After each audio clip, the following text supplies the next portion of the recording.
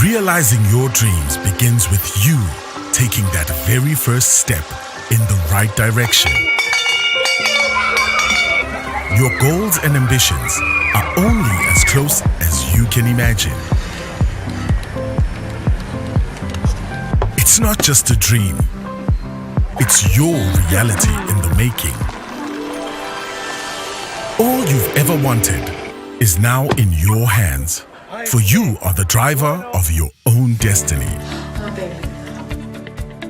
Remember, it's actually your dreams that shape your future.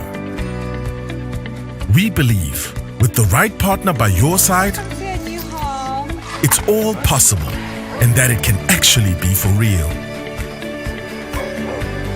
As long as you believe in your dreams, we will always believe in you. Just know that if you can dream it, it's already yours. Standard Bank. It can be.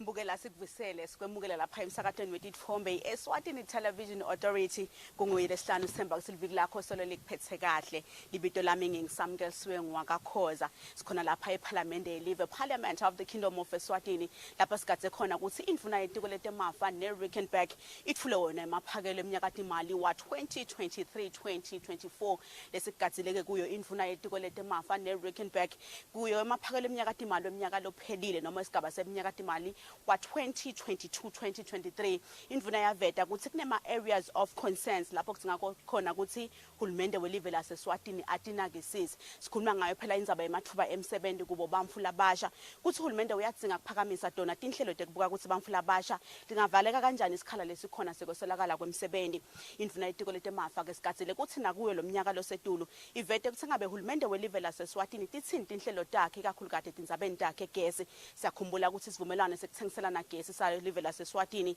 nayo iningizimu Afrika ngayo inkampani Eskom kubuke ukuthi sibuketwe ngayo umnyaka wa 2025 sikhathile ke indvuna ukuthi isithulele ukuthi ngabe kulamaphakelo eminyakati imali wa 2022-2023 hulumende wa 2023-2024 hulumende tinhlelo takhe tithini phela ukuthi live laseSwatini likhona ukuthi liba na gesi lowanele sikhuluma kona sinanatela yona inkulumo yayo ngonyama silwenkosi Mswati wesithafu evikini liphelile lapho khona ivula sigaba sesihlanu noma sigaba sekugcina seParliament elishumi nakunye lapho ivete khona ukuthi hulumende udzinga kusikumisa dona tinhlelo tekuthi live laseSwatini libe naye gesi lowanele lokunye ke lesigadzile kuyo indvuna yetiko letemafa ngiyo indzaba yokuthi iservice delivery yakhe hulumende wa live laseSwatini idzinga ukuthi phela hulumende improve kanti kulokunye isigadzile siyakhumbula 7 laseSwatini ngetimvula letisolo tichubeka kanti naba besimo selitulu basitshela ukuthi kungenteka kube na cyclone Freddy lapha even laseSwatini bekhona imithelela sivile ke lehovisi leliphindani funankule langeni la itolo liveta ukuthi una 8 million emalangeni lambekile hulumende ukuthi siphela sikhone kuresponda kulawa masaphatelo esitawatfola akhe cyclone Freddy sawukuva ke ukuthi engabe vele indvuna yelitiko letemafa neRijkenberg kulamaphakelo lawa ithini kulo litiko lemisebenzi lemikhulu nekutfutsa kuthe ngabe vele itaniketa imali lenganani ukuthi live laseSwatini likhone kuresponda siyathi ukuthi imigwaco elive leminyenti ilimele kulesikhathi lesi kakhulukati nawo ema-gravel roads elive nawo ayadzinga ukuthi phela anakeke malenge lamahlekani nginaye emagwabane lengithini kule lapha eceleni kwami simuve kuthi naye utsini magwabane Nembukelo emsakade Eswatini TV nembala we are coming to you live from Parliament namuhla njengoba kulisuku lelikhulu lwe-budget speech. The Minister for Finance Neal Rijkenberg is going to deliver his final budget speech as a cabinet minister kulo hulumende lokhona bongosi siyafuna ukuthi sikhulume nayo ke indvuna sive ukuthi how has been the journey in the past 5 years nekulungiselela ke lamaphakelo alonyaka. Uyakhumbula ukuthi amaphakelo lesibuya kuwo beka cishe nje alinganiselwa ku 23 billion emalangeni, kanti ke eminyaka wa 2021 2022 bekade eme ku 24 billion emalangeni.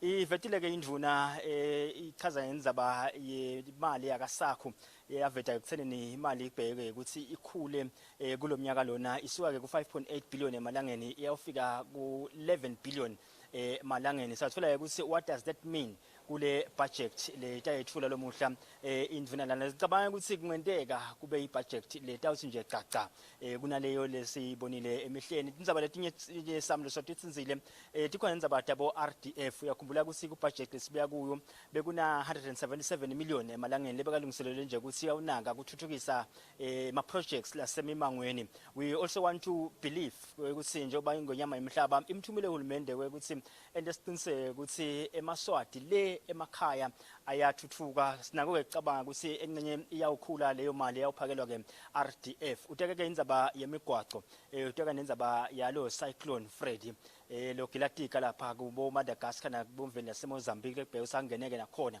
Kanti ke emikule budget lesibuya kuyo njena bekune kwalimala takhiwo cishe ke impahla lefika ku 200 million emalangeni ngendzaba ye cyclone Eloise. Sethemba ukuthi kungenteka nalapho indvuna iyawuditsinza letindzaba leto. Kunendzaba ke prior to the budget bekade kune retreat yahulumende samkelisiwe la khona the Prime Minister Honorable Cleopas Lamina Veta kutseneni kunendzaba yabogogo bayawuchubeka ke nanabo bayinake indzaba yabogogo what's grant yabogogo nebamla bakhubatekile itawukhula. Kanti ke ngonyaba emhlaba ivete nendzaba ye roads authority. Uyakhumbula ukuthi nakathula emaphakelo na minister eminyakeni lophelile watsinza indzaba ye roads fund.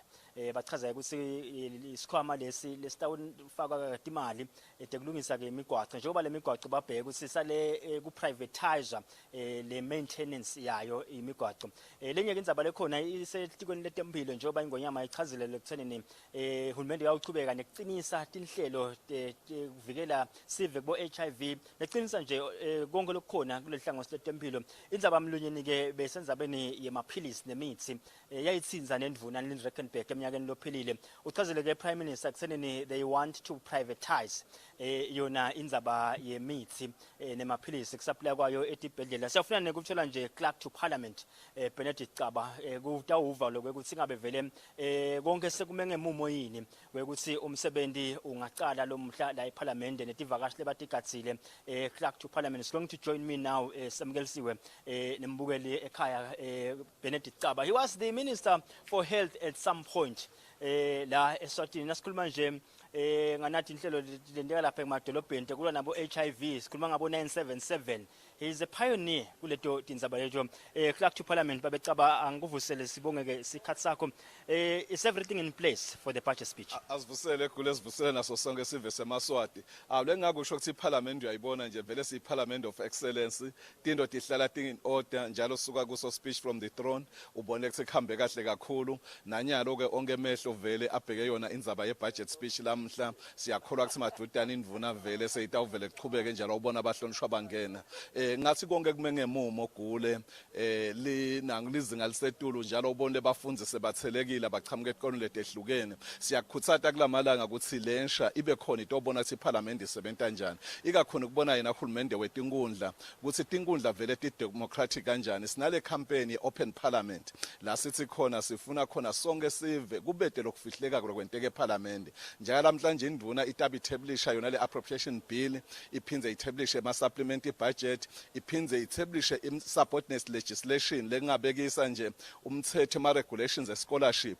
Ngikholwa ukuthi live litabane interest kakhulu ukuthi indvuna ithini ngema regulations e scholarship. So singakhuthata nje ukuthi ngaphandle kokuba khona la Parliament lokho vele si live banda bachubeke bangene ku YouTube bakhone kubuka ukuthi kwentani nekuthi ke emva kwe indvuna seyideliver speech sayo yatheblisha nayo le bill yalamhla le bill bese ibuyela kuso sive lokusho ukuthi itabe sekuba ne debate evikeni lelitako uma bahlonishwa ba debate abadebate lokusuka engcondweni yabo kodwa abadebate lokusuka enkundleni kusho nje ukuthi bakasamtoko kufanele ukuthi yonke inkundla kaSomtoko itabila parliament ishiselwe ni2 itabila parliament mase isina utabala parliament ngakho ngingakhuthata mnesive ukuthi asiyithole le bill sitayifaka na website yethu itholakala enzani letinyenti mbiteni umhlonishwa ngedi kutokhuluma asho ukuthi uthinga lama regulations e scholarship ngakhuthata nje nema students ukuthi akawabuke lama regulations e scholarship nema parents association bo teachers bo not everybody so why in open parliament kude umthetho lokufuneka ungena ufihlwe parliament kodwa wesive nelunga le parliament malikhethiwe akusho somuntu usuka brilliant kunani nonke enkundleni kodwa nisuke nimthuma ukuthi akatonimela lapha bese niyamphathisa singawucela ke ukuthi lokhu discusswa yona le bill lena ye budget kakhulu akube vele I budget lethi pro-poor iphinze ibe gender responsive sive sikhone kuyi address otherwise ngasi kafishane sengikhulumela nami ngwaleshiselwe no2 ngithi ngu now or never uma emaswati atokuhlala goqeda ndla kayikhulumisa ibudget le live ngeke silakhe imbube emhlaba seyikhulumile inkulumo yayo so masingakha si online le budget ngithi imbube emhlaba senjelo seyikhulumile seyishaya umthetho so emaswati akasufihleleka ngekuthi ibill ifike nje ulale ibill wonke umuntu akayithole ayifunze aphathise ilunga leparlament so it's now or never sibuya kubo unrest ngenxa ye service delivery so ayibonakala le budget la ukuthi addressa issue service delivery so bothishela bayibuke health workers ayibuke everyone ayibuke so nagogo lentasa ayibuke ukuthi bogogo yaba addressa ini lezindwendweni kanjalo ngasi nje yelive lonke le budget yalonyaka bobani labanye leni bagazile club ngiyathi sima MPs akhona tikhona letinye tivakashi le live letibheke sithi bekhona kulomsebenzi lo sikubanyenti lesibagazile kodwa ngisho nje ukuthi lo tawungena khona madvutane uqhamuka even lesagana labe deputy minister waka trade ubheke sangene kanjalo na director general waka welfare program naye kubheke ukuthi abe khona lamhla la ngase parliament utaphinza abe neningqongqo anetingqoqo letitsite nebahlonishwa so banyenti lesitabe sinabo. Thank you kakhulu Gulo sifisele Maswati ilanga loluhle 2023 kusho kona kuthi lamhla kuya decide ukuthi sihamba kanjani na Bokosi bekunklak to parliament babe Benedict Caba chaza nje ndivakashi etinye tabe khona eparliament nembala indzaba ye service delivery indzaba letaba mcwa kakhulu ke njoba ingonyama ishito sekwakhiwe ama factory shells at least 10 ngemnyaka how is government going to do that we want to find out from the Minister for Finance Neal Rijkenberg namhla back to you Samgelsi. Asiyabonga kakhulu Magwabane sesimvile na clerk to parliament ateka yona indzaba lenkulu ukuthi phela njengoba indvuna itiko letemafa ivetile eminyakeni imali wahulumende lophelile ukuthi uhulumende udzinga ukuthuthukisa yona indzaba ye service delivery kanti Magwabane selo sila parliament siyabona ukuthi nebafunzi phela ba for part of bantfu labasha laba bakhona lapha even la Eswatini yaveta ke indvuna ukuthi bamfu labasha kunesidingo lesikhulu sesihulumende asukumise tinhlelo tabo phela tekubathuthukisa kude nabo bafake isandla lesibandi emnofeni welive kanti lenye indzaba Magwabane lesigadzile kakhulu ngiyo indzaba yetemfundo njengoba litiko letemfundo ngilelo livame ukuthola emaphakelo lamanyenti noma liba ngilawo ma sectors lathola emaphakelo lamanyenti even la Eswatini ngawo nangabe indvuna itiko letemafa ithola wona emaphakelo indvuna ke ivetile kweminyaka imali wahulumende lophelile ukuthi litiko letemfundo lidzinga nalo kusukumisa tinhlelo tekuthi engabe vele temfundo talapha even la Eswatini singathi aligna njani phela naletinye temfundo talamanye emave kude phela ukuthi bamfana bemaswati kube melula bavele baye kulamanye emave bayosebenta khona kanti nasibuya kuyo indzaba ya free primary education yaveta indvuna ukuthi hulumende solo nje lelo hlelo lelo lihamba kahle yayithuthukisa indzaba yetemfundo kanti Magwabane sibuyela khona kubo Boneli khona back to studio.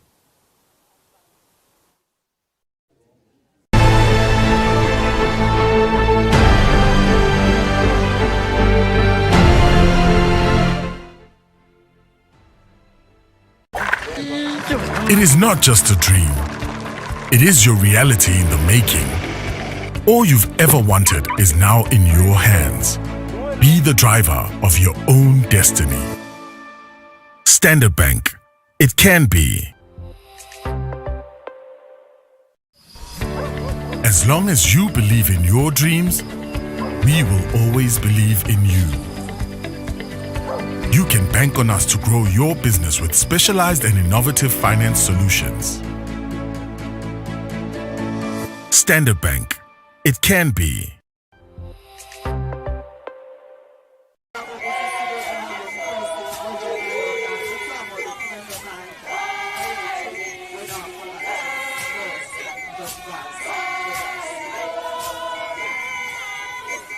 Ngempela sonto umhlaba utawuphelela emkhosini webuganu esigodlweni ebuhleni.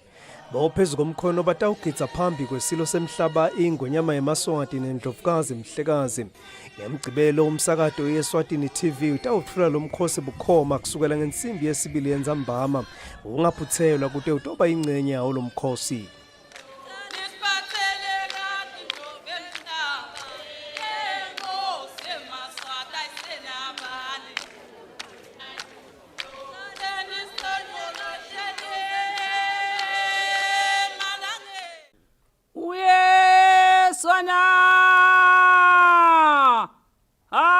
Lalela sikutshele tindzaba letibuye enkosini uyeswana uthokandaba lutsango lonke lakahoho aluphelele esigodlweni ebuhleni luphelele nebugani balo enyangeni lesetulu kundlovane umhla tingamashumi lamabili natine kuyothi mhla tingamashumi lamabili nesihlanu engomeni yakhe umhla tingamashumi lamabili nesithupha ayachithwa amabutho abophezu kwemkhono usho njalo msati omnyama kubakala uthuli ulot mandaba sembelembeleni ulot mandaba semampontweni ayethe wena phakathi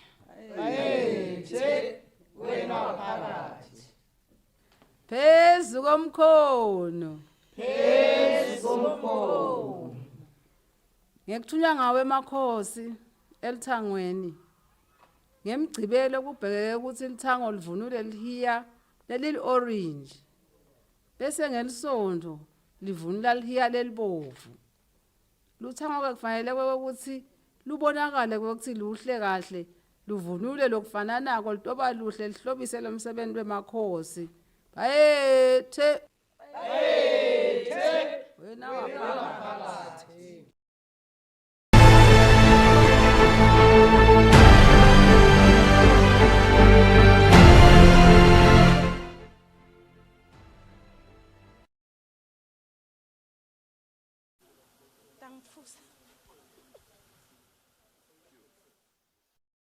kakhulu kuye LinkedIn kule naye samkelisiwe khoza kanti ke mbukeliso losikhona khona eParliament lapho khona indvuna yetemafa Rijkenberg kubhekeke ukuthi yetfule emaphakelo eminyaka imali wahulumende wa 2023 2024 kanti ke mbukelisi naye somnotfo Thembi Nkosi Dube lotawusichazela kabanti ukuthi yini lebukwako uma ngabe kwendiwa yona ibudget Mr Dube engabe yini vele uhulumende la ibukako uma ngabe kutawendiwa yona ibudget.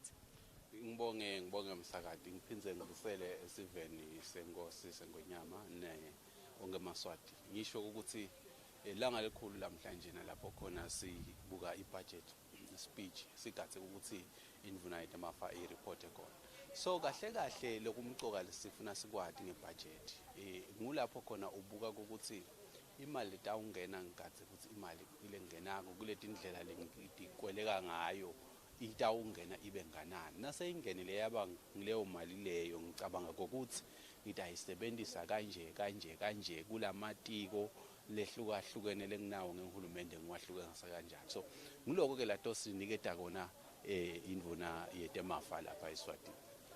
Mr Dube sibonile ngaphambilini ukuthi litiko letemfundo litiko letempilo kanye nelitiko letekulima kuba ngilo lokhanza ukuthi atfola imali leningi engabe ungathi kumcoka kangakanani vele kwekuthi uhulumende afake kakhulu imali kulamatiko lamathathu.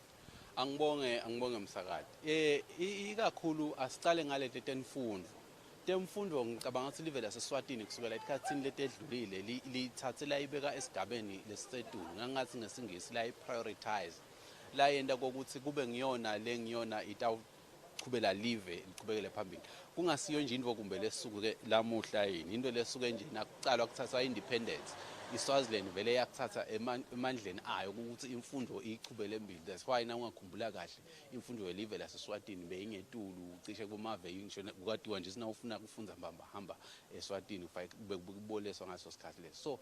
So lokho uhulumende uyakuprioritize lokho. Umgomo ngiyakholelwa kulokuthi kufuneka abantu belive bafunze nanakulokubitwa literacy rate lezi ngale bantu abafunze level kuba kuhle naliphasi ngilenye inkomba ekukhomba ukuthuthuka kwelive ngoba kusho ukuthi abantu balelo live lelo babhobokile inhloko nje ngoba bafundisekile. So uhulumende ukuthathe kuye ukuthi achubeke afundzise eMaswati akhona ukuthi abe ngbantu labafundisekile who are skilled nesiswati silikhunyana sesikhathi, but skilled people, educated people who can actually do things that are relevant in the global world to be accepted, and people labangaba innovative and contribute into the economy.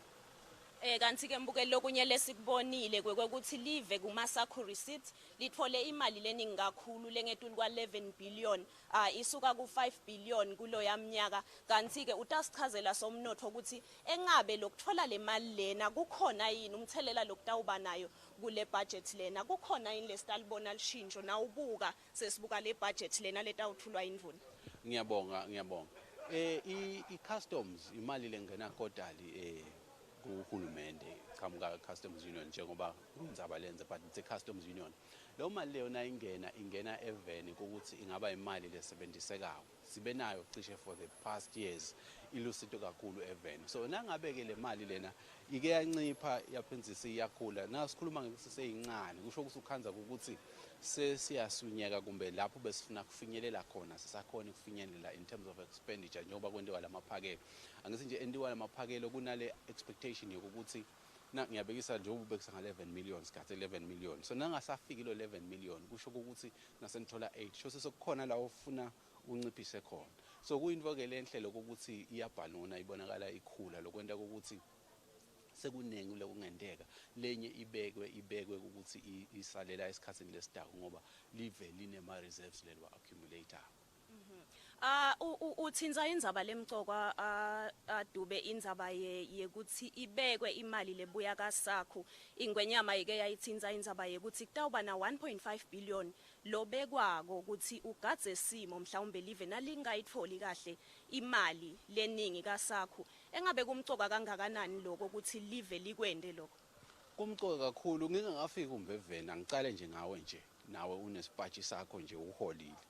Kukahle ukuthi imali base batemnotho kufuna isebenta etintweni letinzalo kukhona leti ngema basic needs lokungeke uzophila ungakakwenda ngibekise njenge rent ngeke uhlale ulale esigangeni bese kwakhona emawanzi ukuthi yathi namhlanje ngikhana inyama lemnanjana lapha eKFC kodwa unayo option yokuthi ngeke ngiyithathe bese kuba khona lo ibeka for precautionary purposes.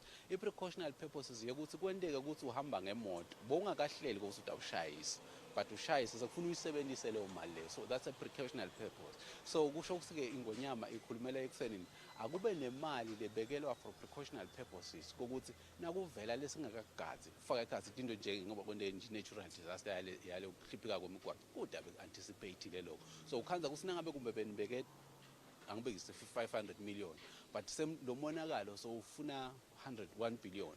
So kusho ukuthi ngalamanye amavi sekufuna nibone ukuthi i-precautionary purpose imali bese ibekile seyingakhona yini ukuthi uhlanganiseke lo sosidingo lesikhona. So yinvo lenhle leyo ke angisho lokuthi yinvo le beyisolo yendeka kusukela esikhathini letedlulile nami ngingangifika kubo finance banking ngayikhanza ukuthi indlela beyikhona uhulumende vele ayibeka lenye imali eceleni kokuthi ikhona ukuthi isebenziswe. Lamanye emave ayahamba azafike esigabeni sekusenena kulabo kwitanga kusema future funds la ukhanza nje ukuthi kunemali labayibeka ukuthi cha lena ngeke sidle kusaphila thina but iyawusetshenziswa abantu bana bethu.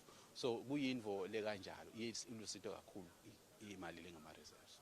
Nawubuka Dube sike sabona ndvunankulu welive ukawachaza kwekuthi ibudget kulomnyaka mhlawumbe lokunye letakubuka bo infrastructure engabe wena nawubuka nje njengasomnotho ungathi yini mhlawumbe lesingayibheka kule budget yalamuhla? Ngiyabonga kakhulu kunengana lesingase sikugadzile kakhudlwana kuyo indzaba yethu emfundo lesesike sayikhuluma sigadzile ukuthi kuqhubeke kube ukukhula kwalelo siko lethu ngibekise nibikile ngama-journalist ukuthi kunabantwana labahambile nge-free primary bahamba basina bakafika ka-standard 5 kwase kukhanzakala ukuthi kusaqhubeke phambili ngokuthi sekude imali. So kukathekile ukuthi kubonakale kumbe la kwendawo uhulumende kuloko. Phinze sinenkinga yentindzaba lenkulu eveni yemisebenzi. Kumbe ngakafika emsebenzini indzaba ye-scholarship nayo leyo ngilenyele inkinga eveni kanzakala ukuthi abantwana abasakhona kumikiseka etikolweni. So sigathile ukuthi kube khona kumbe indvuna lekubukako ngakulelo litiko lelo. Bese sengibuya etindzabeni ke temisebenzi. Indzaba lebuhlungu kakhulu lapho khona abantu babosatso wethu bomshana bethu nabantwana bethu ukhanza ukuthi bacedzile esikolweni but umsebenzi kude. So sigathile ke kubuka ukuthi ingabe litiko libeke kanganani indvo letawukhutsata ukuthi kuqalwe imisebenzi ikakhulu letawusebenza ifake insha ibe nemisebenzi. Kakhulu lesingakuthokozela into letawufaka ima-innovation other than kokuthi kube nekokuthi akuvulwe imisebenzi abantu bacashwe. Yebo kuhle ukuthi abantu bavukele baye emsebenzini siyakuthanda naloko but lo ngubona mina kutasita live kakhulu ngiloko ukuthi ukhanze ukuthi le misebenzi bendiwa labantu ama-entrepreneurs they are empowered ukuthi bacale imisebenzi because if le misebenzi icala ngamaSwati latawukhona ukuthi asebende la eSwatini aqashe abantu labangamaswati. Whatever we do kukhulisa lo mnotho wethu kude lo muntu la exportako as in imali latayibisela emuva as imali bengama receipts. So in other words singakhuthata lokho ukuthi ngibuke lokho ukuthi ngabe ngiyini latayisho kulelo tiko lekukhontrata i-entrepreneur nekusita abantu labasha ukuthi bacale imisebenzi netemabhizinisi bakhone ukuthi baye phambili. Lokunye lengugadze kakhulu indzaba ye-tax itekisi temthelo. Ngine interest kuva ukuthi ngabe utawuthini indvuna. One of the things that emabhizinisi la concerned ngayo indzaba ye-corporate tax ukuthi kufuna kube khona into le incentive. Nasingabuya nje sibuke emave lamanye la khona la region siyawati ukuthi anemkhuba wokuthi ukhanze ukuthi i-tax corporate tax itekisi yetinkaphani ayisiyo lesedulu. Lokho kwenta ukuthi leyo muntu lowakha leyo mali leyo aphinza ayi-recapitalize le company ikhule ngalendlela i-faster ngalamanye imali. So ngikathile kuva ukuthi ngabe utawuthini nge-corporate tax kube bekungaba kuhle ukuthi ibe yindvo lehlekako itawufaka i-incentive ye-expansion kusemabhizinisi. So ngiloko lesine-interest now. Kuyevakala kakhulu Dube kanti ke mbukele ekhaya seyivele ikhona indvuna yetemafa Rijkenberg sitawuya kuyo inzatheli yethu LinkedIn kule letawukhulumisa yona. Jenny, this is your final budget speech as a Minister for Finance. How has been the 5 years? The 5 years have been tough. There's no beating around the bush. It has definitely been a time, when we came in, we found 6 billion arrears, unsustainable path, not being able to pay the bills and try and cope. It's been very tough. But I do believe that we've all worked very hard. A lot of God's grace, I think, in between. But we've endured, and it's a nice day for me today because I do believe we're doing something to put us in a different position. Finally, Minister, students who are looking for scholarships, Bokoko, they need an increase. The roads have been badly affected by the storms. Yes. Do we have the answers today? We have answers. It might not be all the answers that the people are looking for, but we have a lot of the answers in today's budget speech, correct? Minister, I'll see you after the speech. Lovely. Thank you very much. Thank you, everybody. That was the Minister for Finance, Neal Rijkenberg. He's going to deliver his final budget speech as the Minister for Finance in this country. Usike unato timphendvulo tekulimala kwemigwaqo imbasha bogogo nabomkhulu bafundzi labafuna ke ema scholarships esemba eksenini siyawuva kusingabe indvuna isiyawukhipha malini kuhlangabetana netidzingo tawo emaswati. I'm sure Nelsiwe naye Dube sesahamba nje nendvuna sawungena ngakhatsi siyawuva kona emaphakelo angithathe ke inzambo ngitiphonse kini Nelsiwe na Themkosi Dube for your analysis.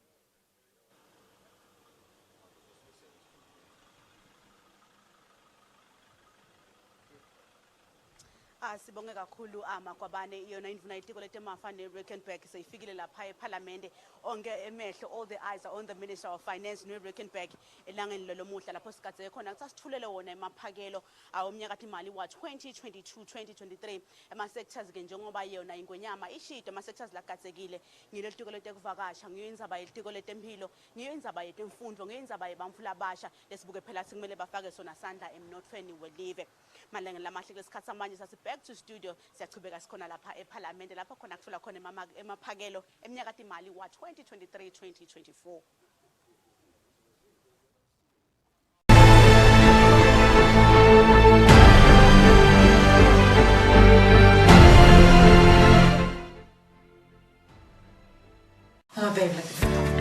Your dreams can shape your future. With the right partner by your side, buying or building your dream home is possible.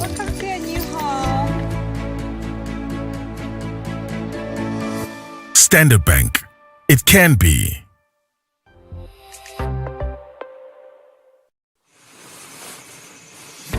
Realizing your dreams begins with you taking that very first step in the right direction.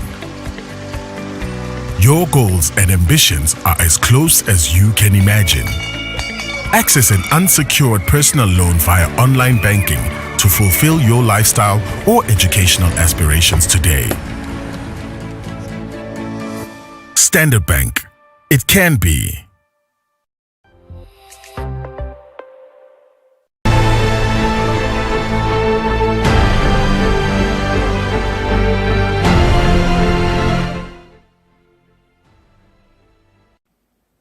So you are welcome in the chamber.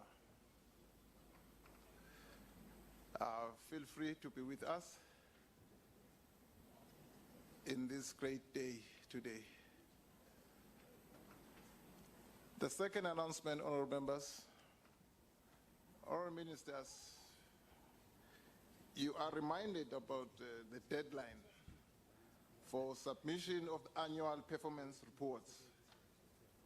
They are due on Monday, the 27th of February, 14:30 sharp, in my office or in the Speaker's office. I'm sure, honorable ministers, you are with me. It's a special request. Anyway, thank you so much, Mr. Clark. Yes, Honorable Robert Magongo. No. Angibonga Mr. Speaker ukunelethuka. Speaker, indlu ngase yaho short. Sing 29 Mr. Speaker. Sengibalile. Bengicela ukuthi le office lakho check.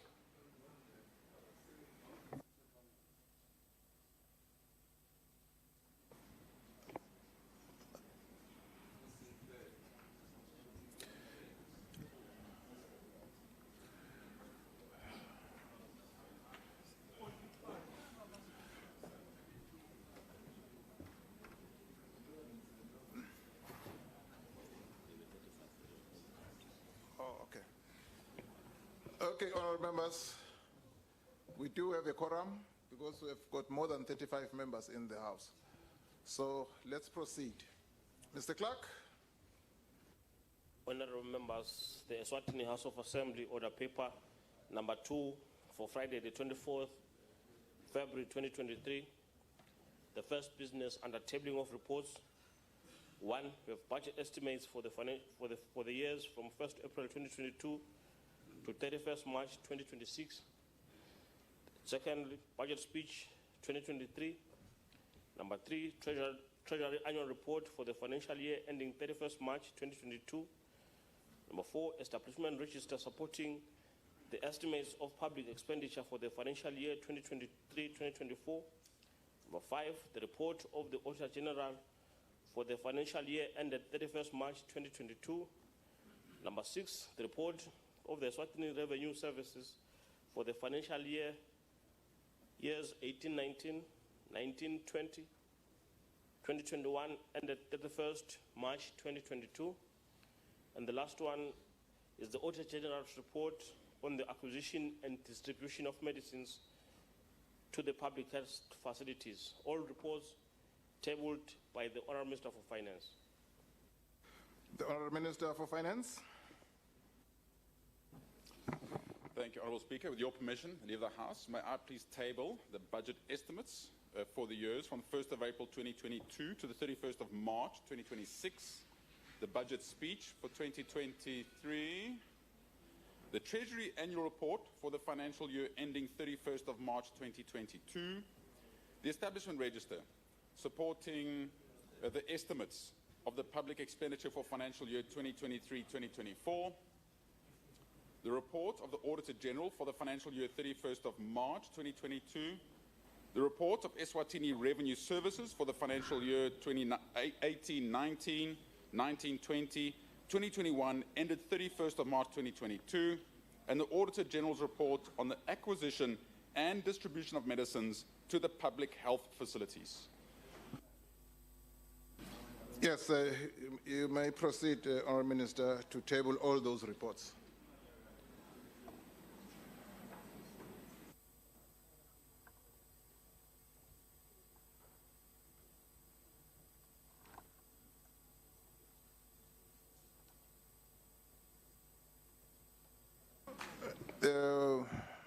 Mochane? Angibonga Speaker, besingacela Speaker ukuthi konke lempukuthu le balwela sicela uyikhanze because ukhanza ukuthi bese kuya short. Besicela Speaker sikhathi sibi. Sifuna ukukhanza yonke lento iphelele. Sifuna ukukhuluma ngato lendzaba lethu. Siyabonga Speaker. Okay, so your concern is noted, Mhlonishwa Semochane. Mr. Clerk. Honourable members, still under tabling of reports, we have the 8th report, the Eswatini National Development Plan 2023-24 to 2027-28, report tabled by the Honourable Minister for Economic Planning and Development. The Honourable Minister for Economic Planning and Development. Honourable Speaker, with your kind permission, may I please present Eswatini National Development Plan 2023-24 to 2027-28. Ngiyacela, Mr. Speaker. You may proceed, Honourable Minister.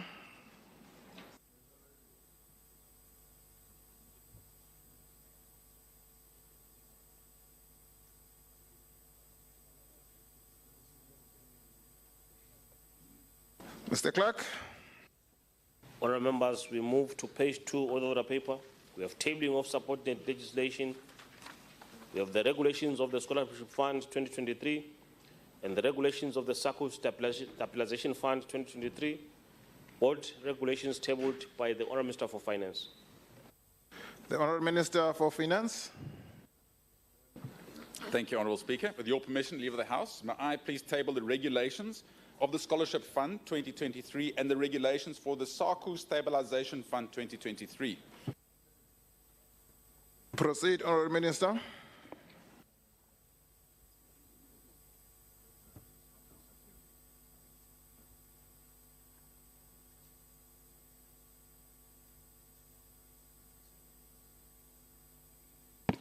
Mr. Clerk.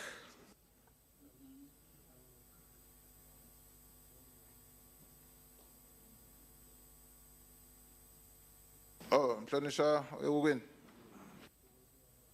Ngiyabonga Speaker, cela kubeka umunwe kulama regulations Speaker. Noted, Mhlonishwa. Mr. Clerk. Honourable members, we move to the next business, tabling of bills. The first one is the Appropriation Bill 2023, Bill number 1 of 2023, and the Supplementary Appropriation Bill 2023, Bill number 2 of 2023, both bills tabled by the Honourable Minister for Finance. The Honourable Minister for Finance. Thank you, Honourable Speaker. With your permission, leave the House. May I please table the Appropriation Bill 2023, Bill number 1 of 2023, and the Supplementary Appropriation Bill 2023, Bill number 2 of 2023, and they both come with a certificate of urgency, Honourable Speaker. You may proceed, Honourable Minister.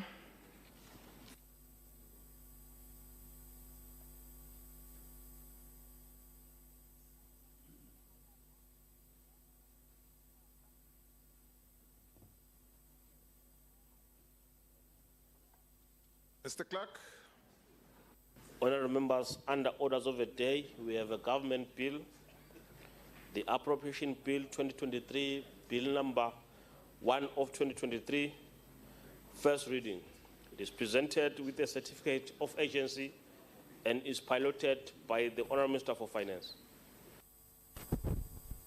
Honourable Minister for Finance, when is the second reading?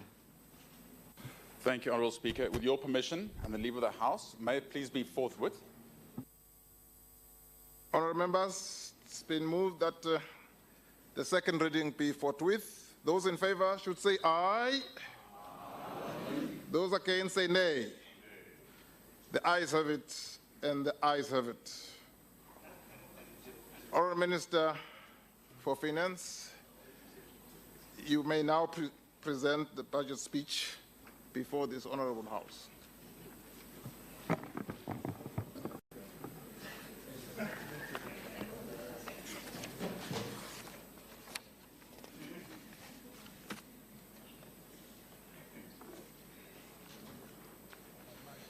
Mr. Speaker, it's my great honour to present to this esteemed House my fifth budget speech and national budget estimates for the 2023-2024 financial year to this, the fifth session of the 11th Parliament of the Kingdom of Eswatini. Let me start with the scripture from 1 Peter 5, verse 10. And the God of all grace, who called you to his eternal glory in Christ, after you have suffered a little while, will himself restore you and make you strong, firm, and steadfast. Mr. Speaker, I'd like to thank His Majesty, the King, for the clear mandate and direction that he gave the nation and his government in his speech from the throne at the opening of his 11th Parliament. His Majesty reminded us that we can achieve great things if we work together in the spirit of dialogue, and each one of us have a role to play in contributing meaningfully to peace in the kingdom. We also take great courage in His Majesty's words of encouragement and hope as he declared the year 2023 as a year of turnaround for our nation, away from the pain and suffering that we've experienced in the last 2 years. So long as we continue to praise the nation and call out to God for his guidance and wisdom. Mr. Speaker, I'd also like to thank His Excellency, the Right Honourable Prime Minister, for his wisdom, leadership, and commitment. I'd like to thank the Honourable Deputy Prime Minister for his steadfastness in these trying times, as well as my colleagues from Cabinet for their support and collaboration. I wish to express my profound gratitude to this extraordinary team of men and women for their leadership, wisdom, humility, and public service. It's been my privilege to serve our King and nation with you. Mr. Speaker, let me also express my heartfelt appreciation to all of those that have helped in the preparation of this budget. This includes the many organizations, individuals, and professional groups that presented expert briefs during the budget formulation meetings in the respective line ministries, and the Planning and Budget Committee, the individuals and collective contributions from my colleagues and my dedicated team in the Ministry of Finance. I also thank the Honourable Members of Parliament, and in particular the Sessional Committee and the Finance Portfolio Committee. I present this budget as a representative fiscal response to the current needs of our nation and to best address our most pressing socio-economic needs and service delivery. Mr. Speaker, I chose the scripture from 1 Peter chapter 5 for a specific reason. As you're aware, we've been working hard over the past few years to get our economy and our country onto a sustainable growth path. Even without the global COVID-19 pandemic, the unrest, the floods, and the Russia-Ukraine conflict, this seemed to be an impossible task. But we have somehow managed to reach our goal, notwithstanding all of these economic and social disruptions. In addition, our economic growth has outperformed the region. while we've been reducing the actual budget and the budget deficit. And although we've all worked incredibly hard and made significant sacrifices to where we are today, we need to acknowledge this miracle and say all glory to God, because without His grace and mercy, this would have been impossible. I want to take this opportunity to thank all of those people who prayed diligently for our nation. Please continue. As a nation, we've experienced unrest and politically motivated acts of violence resulting in the loss of lives and damage to property. Government has responded appropriately and proportionately to these threats and has called on all stakeholders to denounce violence, constructively engage, and work collectively to establish a framework for dialogue. This requires the immediate and end to violence and an uninterrupted period of peace and stability to ensure all eMaswati can safely and meaningfully contribute to this process. Because unless this is achieved, we will continue to fail to thrive as a nation and as an economy.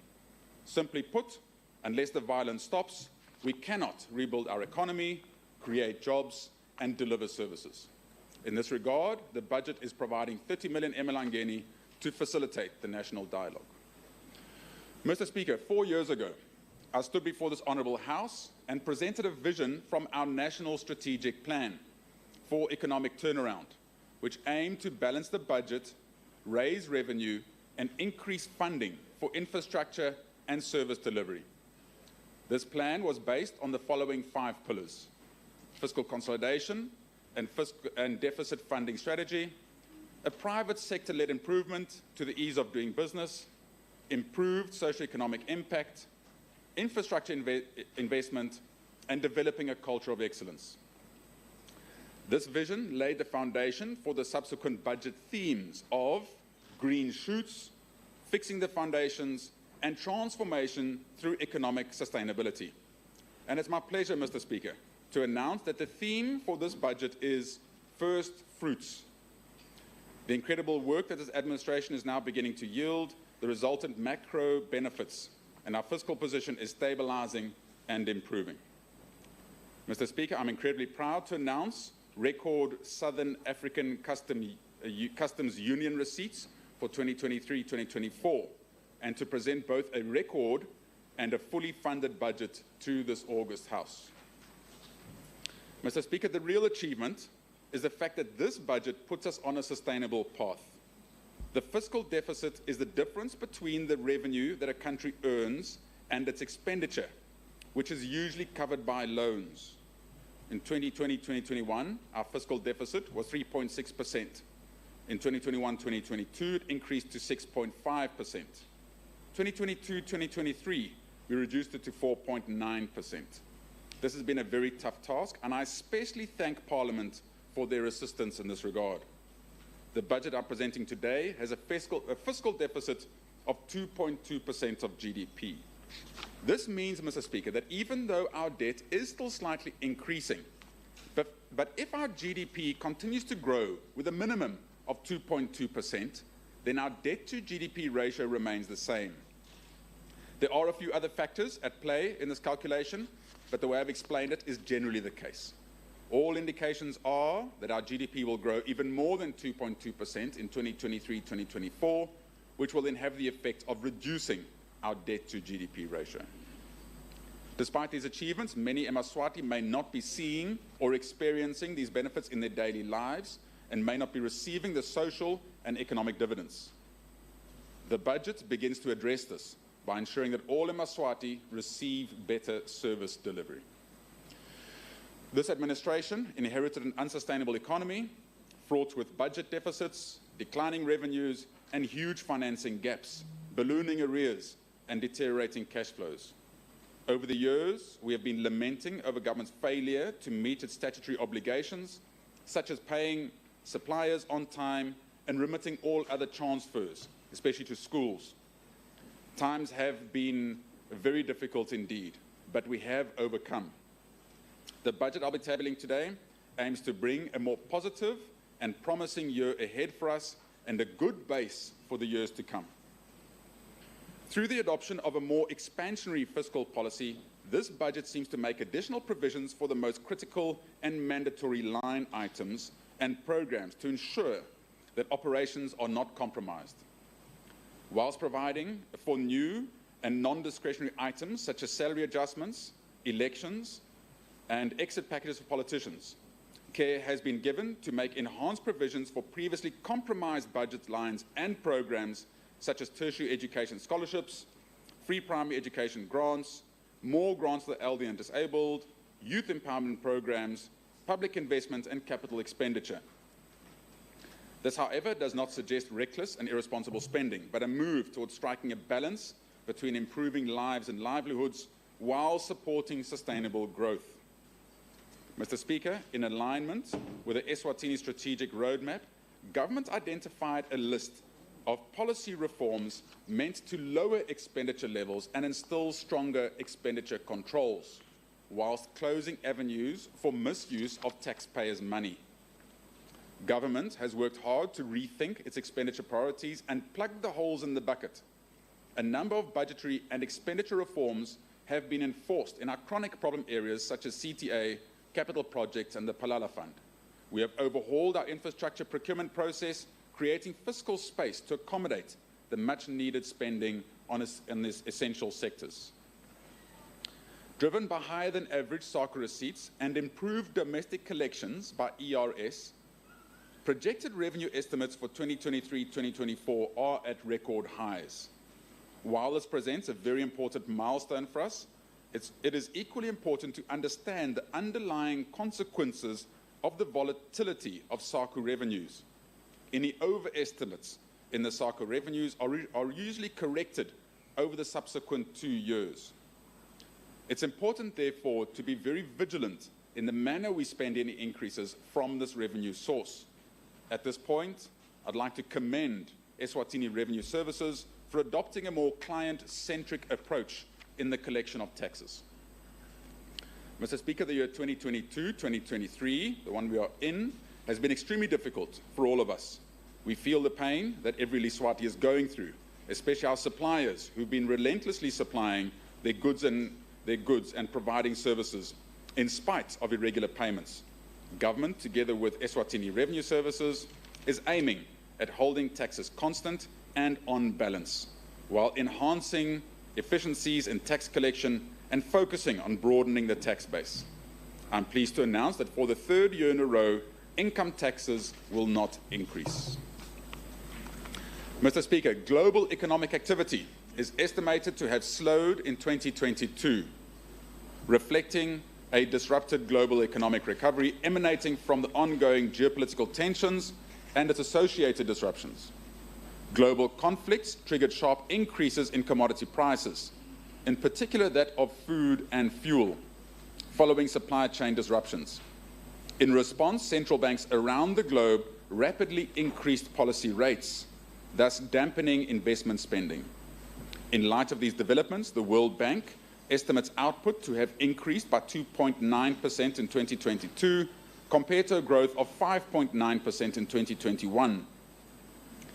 In 2023, global growth is projected to moderate at 1.7% on account of anticipated muted economic activity, mostly for advanced economies as well as key emerging markets due to political spillover effects from the ongoing geopolitical tensions, tightening global financial conditions, and the continued COVID-induced impact on major economies like China.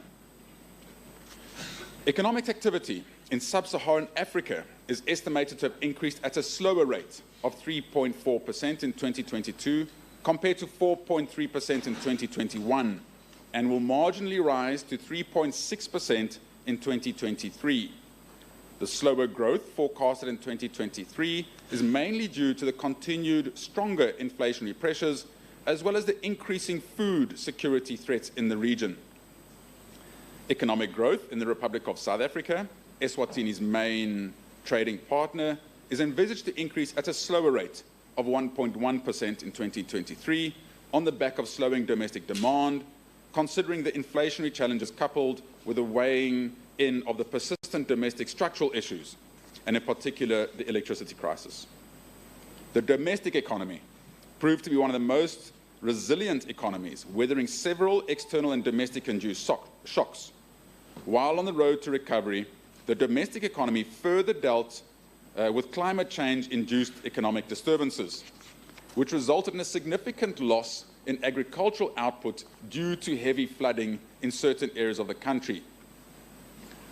The events combined amounted to an estimated output loss equivalent to 6.2 billion emalangeni in 2021-2022. Nonetheless, economic activity strongly rebounded in 2021, recording a robust growth of 7.9% from a contraction of 1.6% in 2020 as a result of the reopening of the economy. If one combines these 2 years, Mr. Speaker, that are referred to as the COVID years, our economic growth outperformed all other countries in sub-Saharan Africa.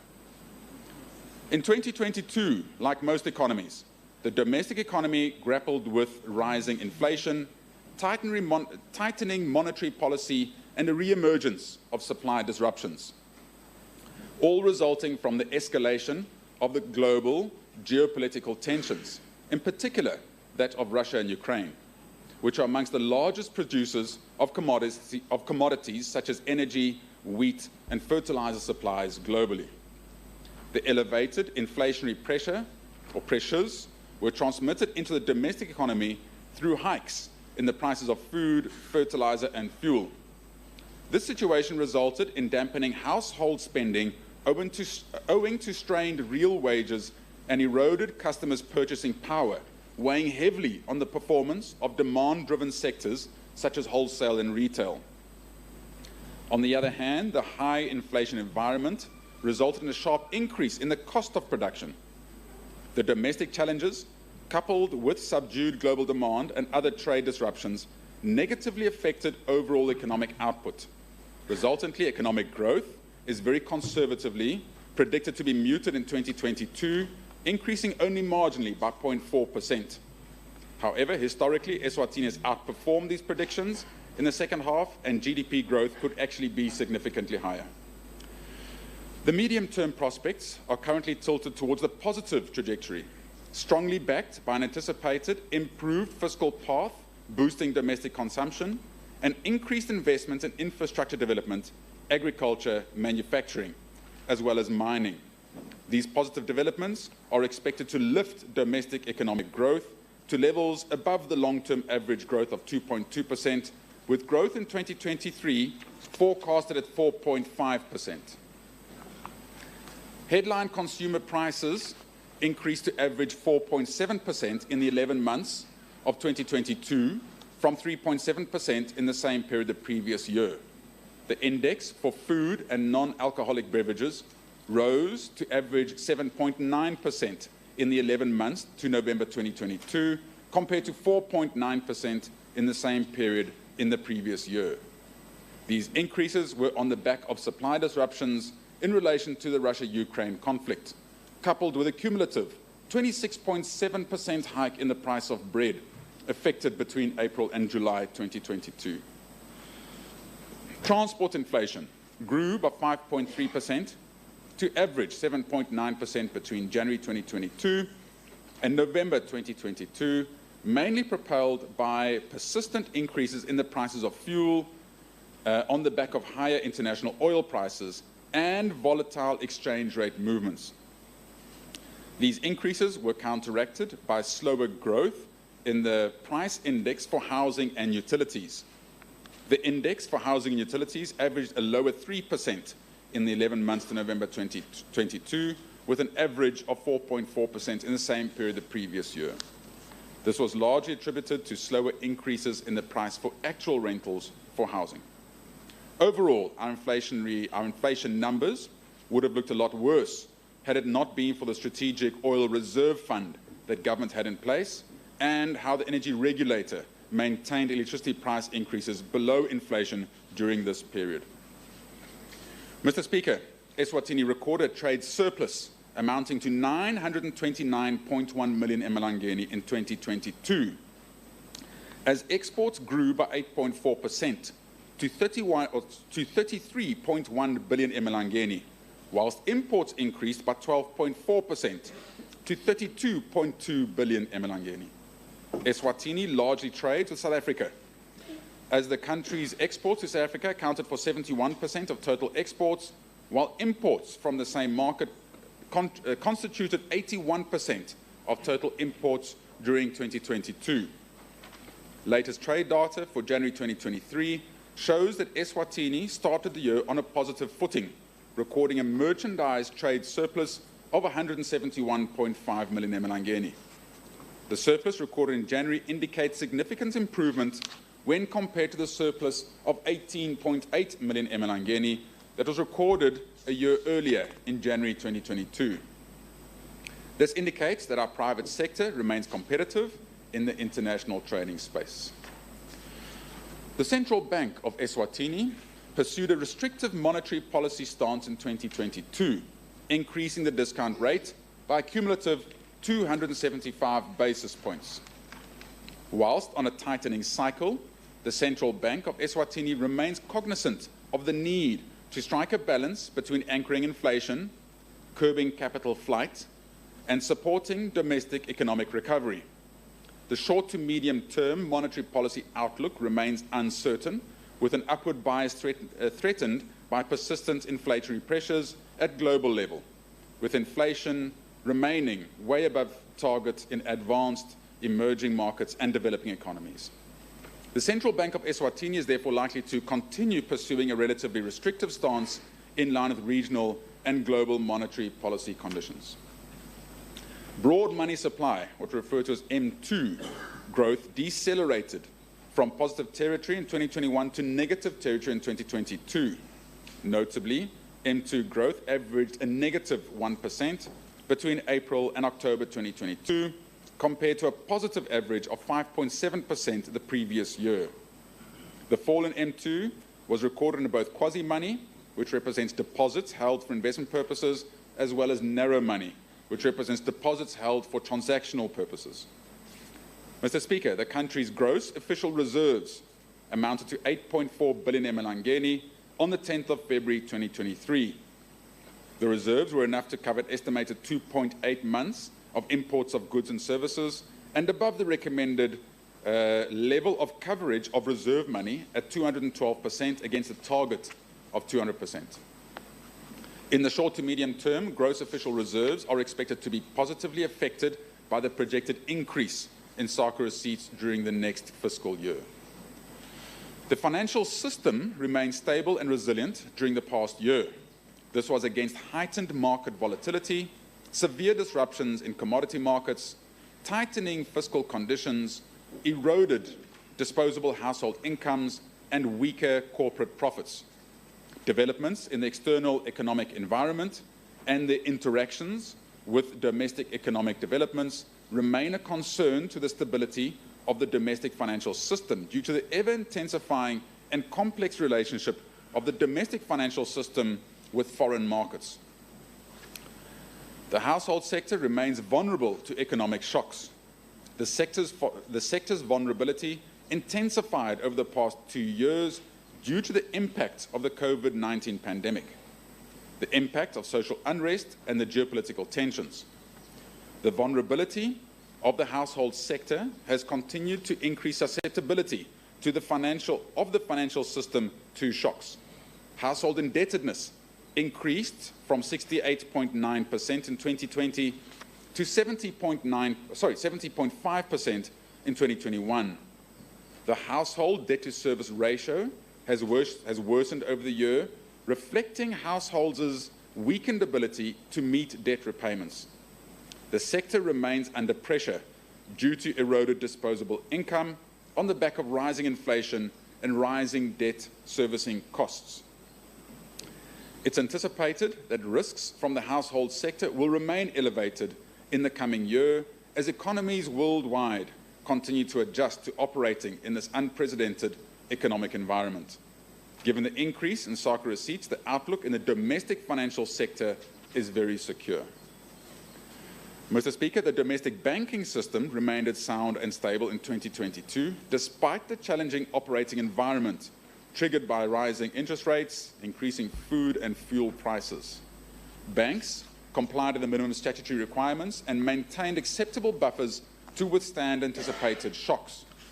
The sector experienced reasonable growth in its total assets, loans and deposits. There was also an improvement in the sector's earnings and profitability.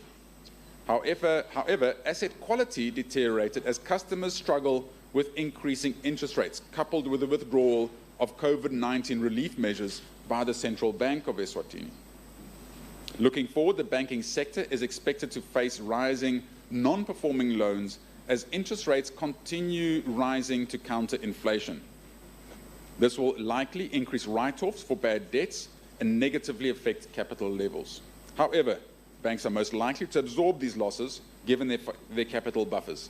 The central bank will continue paying close attention whilst being proactive to ensure that banks remain resilient to anticipated shocks. Mr. Speaker, the private sector credit extension continued to recover in 2022, but at a slower pace than in 2021. The growth in private sector credit was supported by the elimination of lockdown restrictions relating to the COVID-19 pandemic, leading to increased borrowing by businesses. However, partly weakening the growth in credit was the rapid rise in lending rates since January 2022, in line with the central bank's pursuit of a restrictive monetary policy stance aimed at curtailing inflationary pressures fueled by the Russia-Ukraine conflict. Notably, annual growth in private sector credit averaged 4.4% between April and October 2022, compared to an average of 6.4% registered in the previous fiscal year. The increase in private sector credit was mainly reflected in the business sector, which depicted average growth of 15.9% between April to October 2022, compared to 7.6% in the previous fiscal year. Major industries that contributed to the increase were real estate, manufacturing, transport, communications, as well as construction. Credit to the household sector also depicted average growth of 5.3% between April and October 2022, compared to 9% in the previous fiscal year. Mr. Speaker, in the short to medium term, private sector credit growth is likely to remain positive, underpinned by anticipated normalization in economic activity locally, regionally, and globally. Mr. Speaker, in the medium term, the country has made strides in economic development supported by a vibrant private sector that's characterized by both local and foreign economic players. FDI from various regions in the world has found a home on our soil, and the government would like to take this opportunity to thank all foreign companies, investors, and partners for the confidence in the Kingdom for their investments. It's noteworthy that our economic objectives have been shaped and achieved in collaboration with the private sector. According to the World Bank Economic Forum from 2020, Eswatini is ranked 104th in the world in terms of Global Competitive Index, with a score of 3.6 out of 7. Domestic and foreign direct investment is increasing, though at a constant rate, and many companies demonstrated their commitment to operate in Eswatini, thus creating the much-needed jobs in their expansions. More diversification of investment into new sectors is expected as the government adopts a new policy directions and reviews regulatory and institutional frameworks to keep up with global trends and best practices. Mr. Speaker, public investment in infrastructure and ICT will improve the country's competitiveness and is expected to contribute to accelerated growth rates in the productive sectors such as manufacturing, mining, retail, and services. These sectors have also been encouraging a private sector-led economy. The government, therefore, would like to express its gratitude to all companies that committed themselves in the economic recovery strategy and those that have already committed their projects despite the unrest in the country. Investment in infrastructure to support industrialization is key. Government is continuously accelerating industrialization within our available financial resources to upgrade and develop infrastructure such as industrial estates to promote domestic and foreign investment into the manufacturing sector. To attract investment and strengthen value addition, the government will reinvigorate the development of the Stogoto industrial estate of 310 hectares, which will alleviate the shortage of industrial land for investors and create employment for eMaswati. This initiative is anticipated to create 600 jobs during the initial phase of construction and 4,000 jobs in the second year. In line with His Majesty's speech from the throne, the government has committed to building factory shells to stimulate the entry of new investors into the local market. This includes developments such as the construction of the Kamula, Nzevane, and Mantambe factory shells, which will create 3,000 jobs for eMaswati. Factory shells playing a crucial role in attracting investment by creating a conducive and enabling environment, drawing FDI into our borders. Furthermore, the government shall complete the Johnson Workwear factory shell at Nhlangano and the rehabilitation of the burnt-down factory shell at Hlatikulu. In this budget, government has provided 171 million for the construction of factory shells. Mr. Speaker, in addition to infrastructure, the legislation which guides the investment is key to attracting additional economic activity into Eswatini. The coming financial year will see the development of the National Export Strategy, amendments of the Eswatini Investment Promotion Act, and the Special Economic Zones Act. All of these programs are crucial to the business environment for both local and international investment and will go a long way in further promoting investment from both within and outside of its borders. Our global rankings as a country contribute to set us apart as investment destination of choice.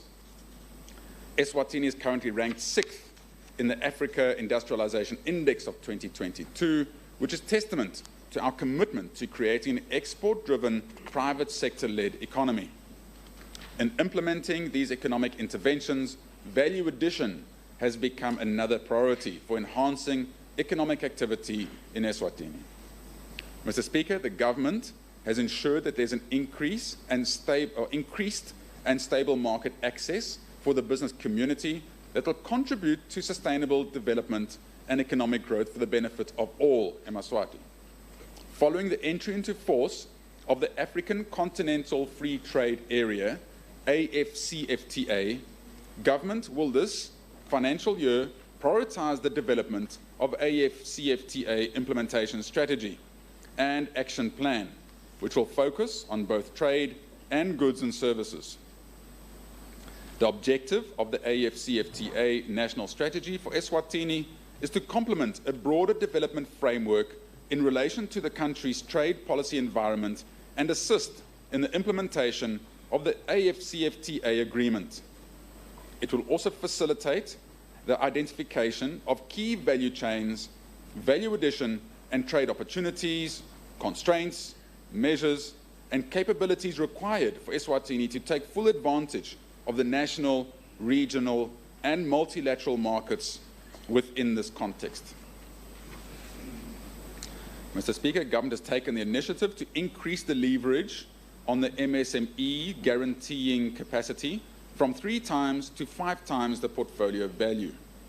The expected output of this initiative is to see more enterprises benefiting from the scheme, hence a boost to economic growth, as MSMEs remain the key drivers of economic growth. Government will continue with the mentorship and incubation of MSMEs to promote entrepreneurship and business development skills. In the current financial year, 123 businesses were incubated at the SEDCO estates that have created employment of 513 people. The private sector is also supporting initiatives which empower MSMEs through partnerships with SEDCO. MTN Eswatini, through the MTN Foundation, has been providing sponsorship to the MTN SEDCO radio program, which aims at empowering MSMEs. Development partners are contributing to improve the livelihoods of entrepreneurs in the Kingdom of Eswatini through the signing of a Memorandum of Understanding between the International Trade Centre, referred to as ITC, and SEDCO for a grant of $500,000 emalangeni. This grant agreement aims to establish a framework of cooperation between ITC and SEDCO to support the capacity development and sector support by business support organizations under the project Eswatini, Promoting Growth through Competitive Alliances. Mr. Speaker, in the financial year 2023-2024, the country looks forward to the return of the Entrepreneur of the Year Awards. The Entrepreneur of the Year Awards competition is part of our national pride, which is aimed at recognizing and rewarding business excellence with the endeavor to cultivate an entrepreneurial spirit amongst the Eswatini. Mr. Speaker, the Ministry of Health continues to make notable strides against the fight against HIV and AIDS. According to the Eswatini HIV Incidence Measurement Survey, what we refer to as SHIMS-3, in 2021, the Ministry of Health reduced the HIV incidence, in other words, new HIV cases, from 1.4% in 2016-17 to 0.62%, and made significant progress towards the UNAIDS 95-95-95 targets set for 2025. SHIMS-3 reveals that in Eswatini, 94% of adults 15 years and older living with HIV are aware of their status. 97% of those aware of their status are on antiretroviral therapy, what referred to ART, and 96% of those on ART have achieved viral suppression.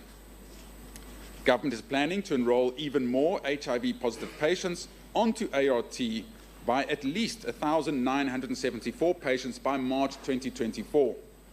This means that targeted HIV-positive people on ART will be increased from 204,483 in September 2022 to 206,457 in March 2024. The targeted HIV pregnant women on ART will be increased to 98% by March 2024, whilst TB success rate will be increased from 84% in September 2022 to 90% in March 2024. Since March 2020, the Ministry experienced a total of 74,053 confirmed COVID-19 cases, with 72,603 recoveries, translating to a 98% recovery rate. 1,422 deaths were reported from the 14th of March 2020 to the 7th of January 2023. Citizens are encouraged to continue being vigilant by following the guidance given by the health sector, since the fight against COVID-19 is not yet won. In addition, the health sector has established a public health surveillance system to monitor several health or public health threats such as Ebola, malaria, and maternal mortality. The burden to non-communicable diseases, what referred to as NCDs, is increasing and requires that every citizen follow a healthy lifestyle. The Ministry continues to see the dominance of NCDs in the number of cases that the health sector transfers to hospitals within the country and to South Africa and Mozambique through the Palala Fund.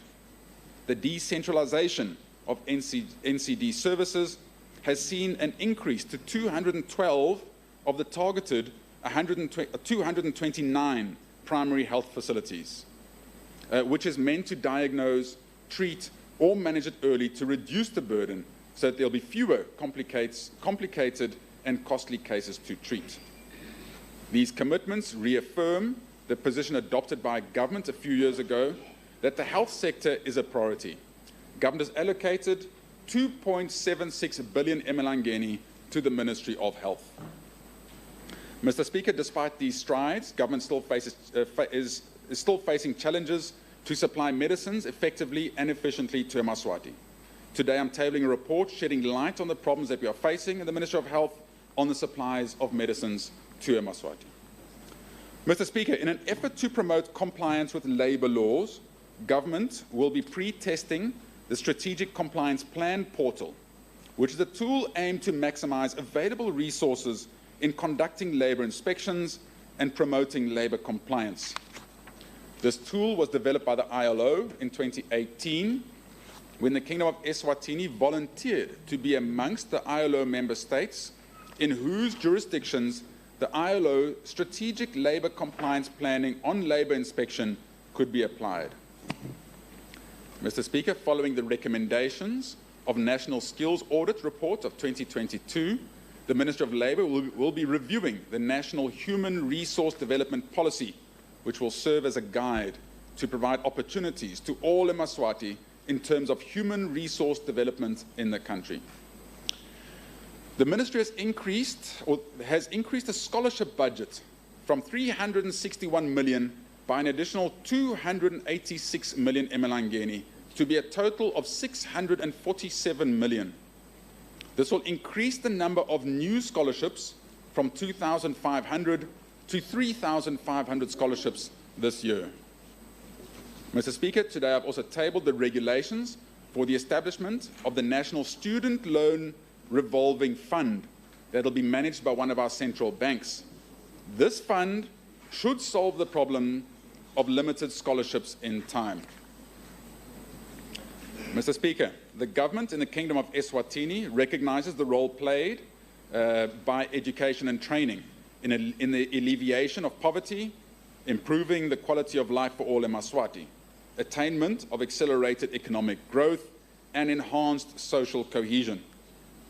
Government is implementing the UN Sustainable Development Goals, what we refer to as SDGs, and education is an enabler of all 17 goals, particularly SDG 4 on quality education.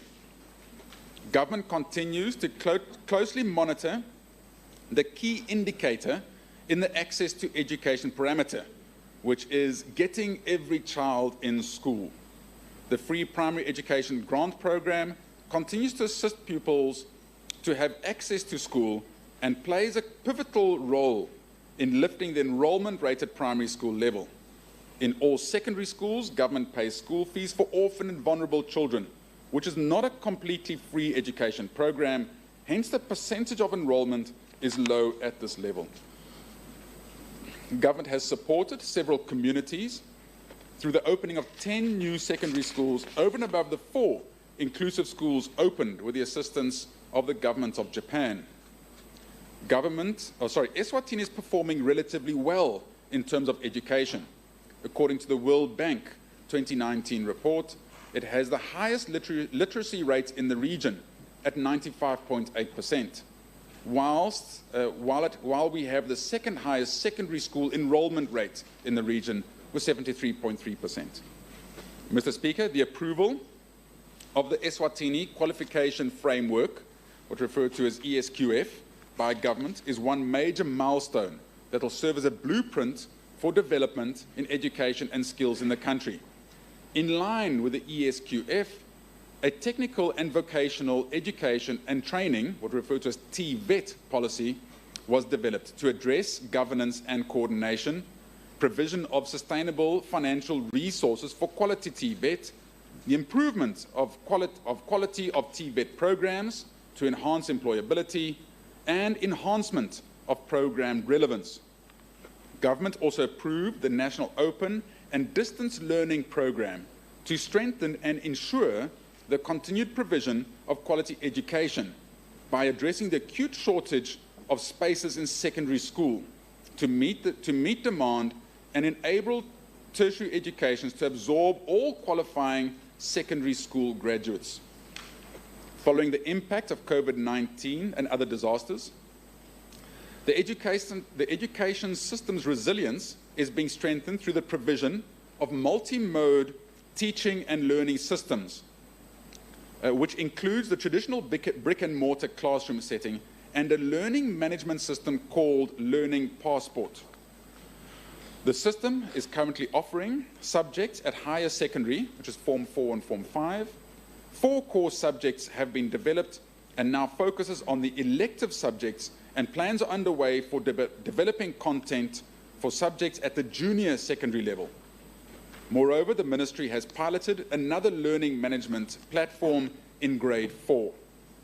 Teaching and learning materials have been created, and plans are at an advanced stage for development of content for the other grades to complement the traditional face-to-face teaching and learning.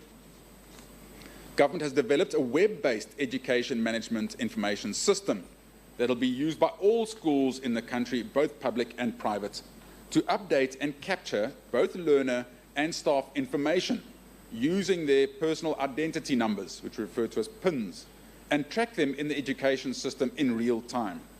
The system will also be of great use in the disbursement of the free primary education, what we refer as FPE grants, human resource management for the Teacher Services Commission, TSC, and schools assessment for the inspectorate. There are about 400,000 learners and 16,000 teachers that will be recorded and tracked by the system. Government will be increasing free primary education grant per learner, and implementation of the revised fees is going to commence in the fiscal year 2023-2024 at a 20% level of adjustment, amounting to 45.6 million emalangeni, addition to the FPE current grants. Mr. Speaker, Government is piloting a 4-year secondary school program of institutionalizing as built up to the A/AS levels as a school leaving certificate. This will enable learners to access tertiary education regionally and internationally without having to go through bridging courses. A total of 32 schools have started implementing the 4-year certificate in 2022. In the academic year 2023, the Ministry of Education will be conducting checkpoint assessments for the pilot schools. This entails developing a series of diagnostic tests to check learning progress of learners and inform teachers about the learning needs of learners.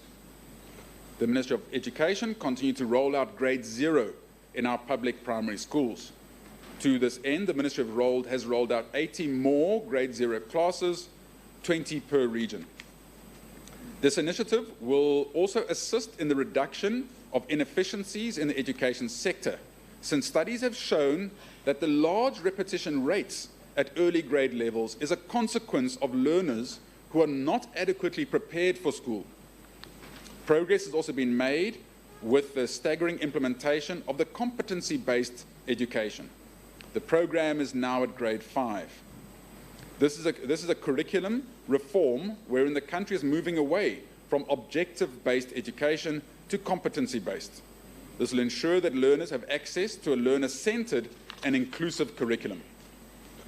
Mr. Speaker, since 2015, Eswatini Higher Education Council conducted institutional and program assessments for over 40 higher education institutions.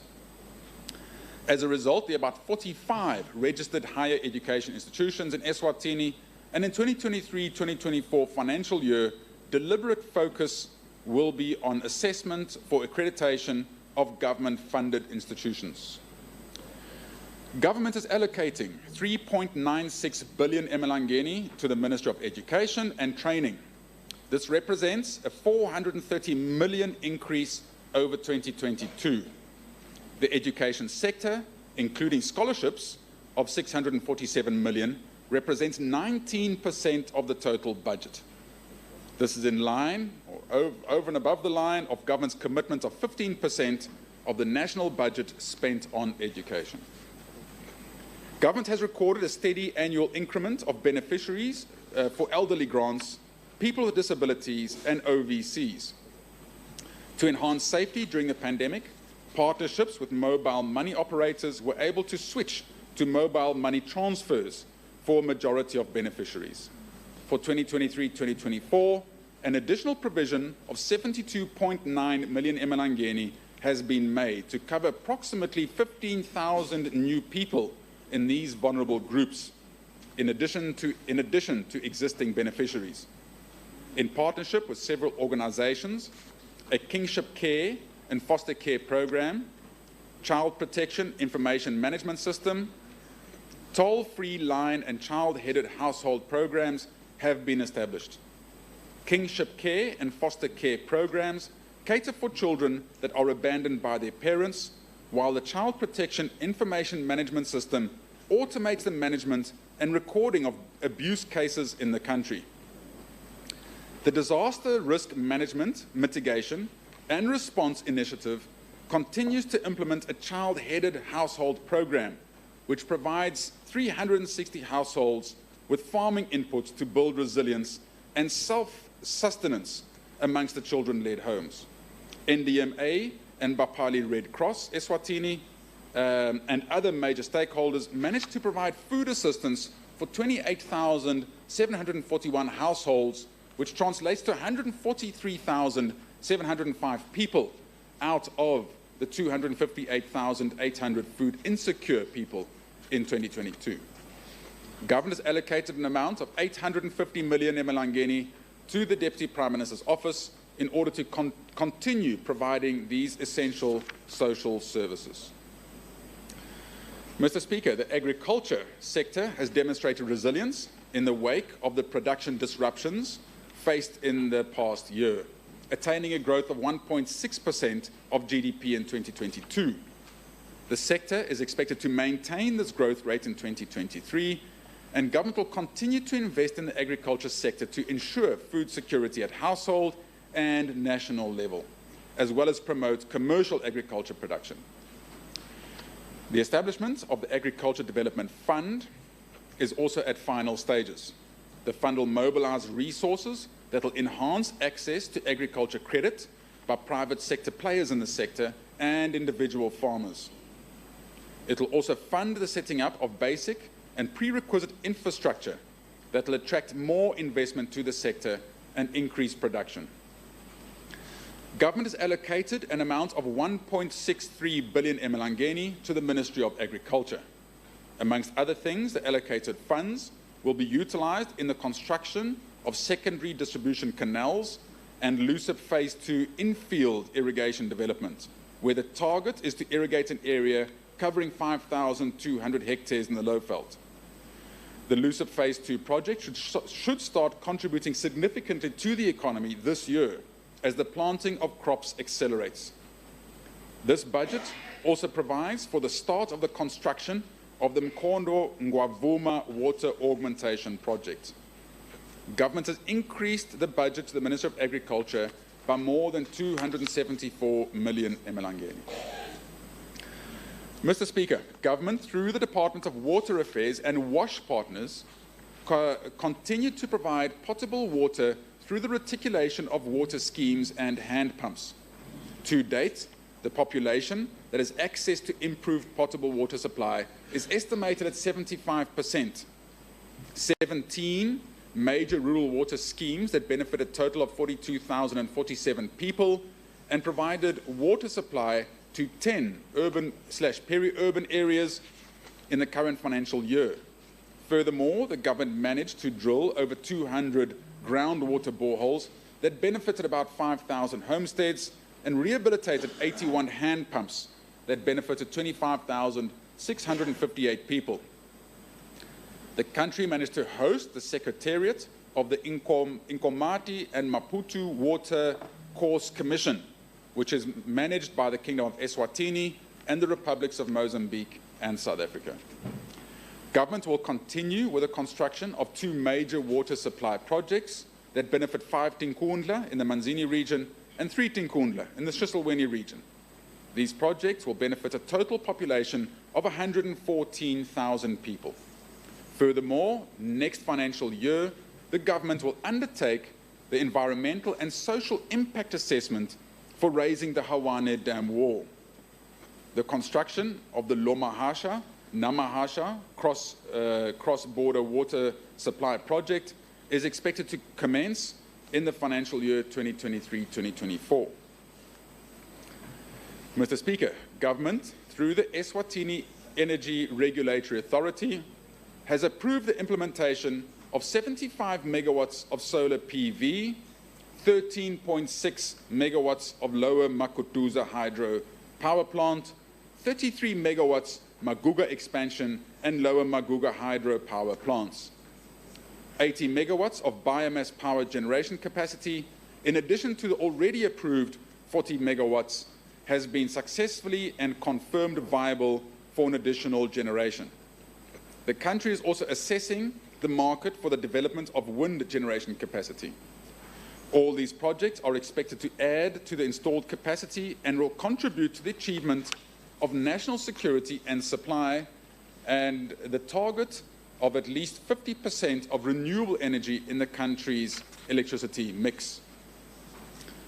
While the country is strengthening its local generation, significant progress has been made with electricity access through the Rural Electrification Programme, which considers both on-grid and off-grid solutions based on specific location of beneficiaries. Government has further developed a model for the installation of distribution-ready boards to assist underprivileged Eswatini that are unable to wire their houses. This will assist to fast-track the rate of electrification in the country and meet the 2030 target in a cost-effective manner and maximize on available resources. Eswatini is one of the leading countries in SADC region that has invested substantially in boosting access to electricity, with a national electrification rate of 83%. This is higher than the average for Africa, which stands at 40%. Also, as reported by the World Bank in 2020, Eswatini ranked 8th in the SADC region with access to clean fuels and technology, with a score of 74.7%. Eswatini, government through the Eswatini National Petroleum Company, referred to as ENPC, is working toward the development of the Strategic Oil Reserve Facility and has completed the land use planning zoning at Puzamoya. Construction of this project should start this year.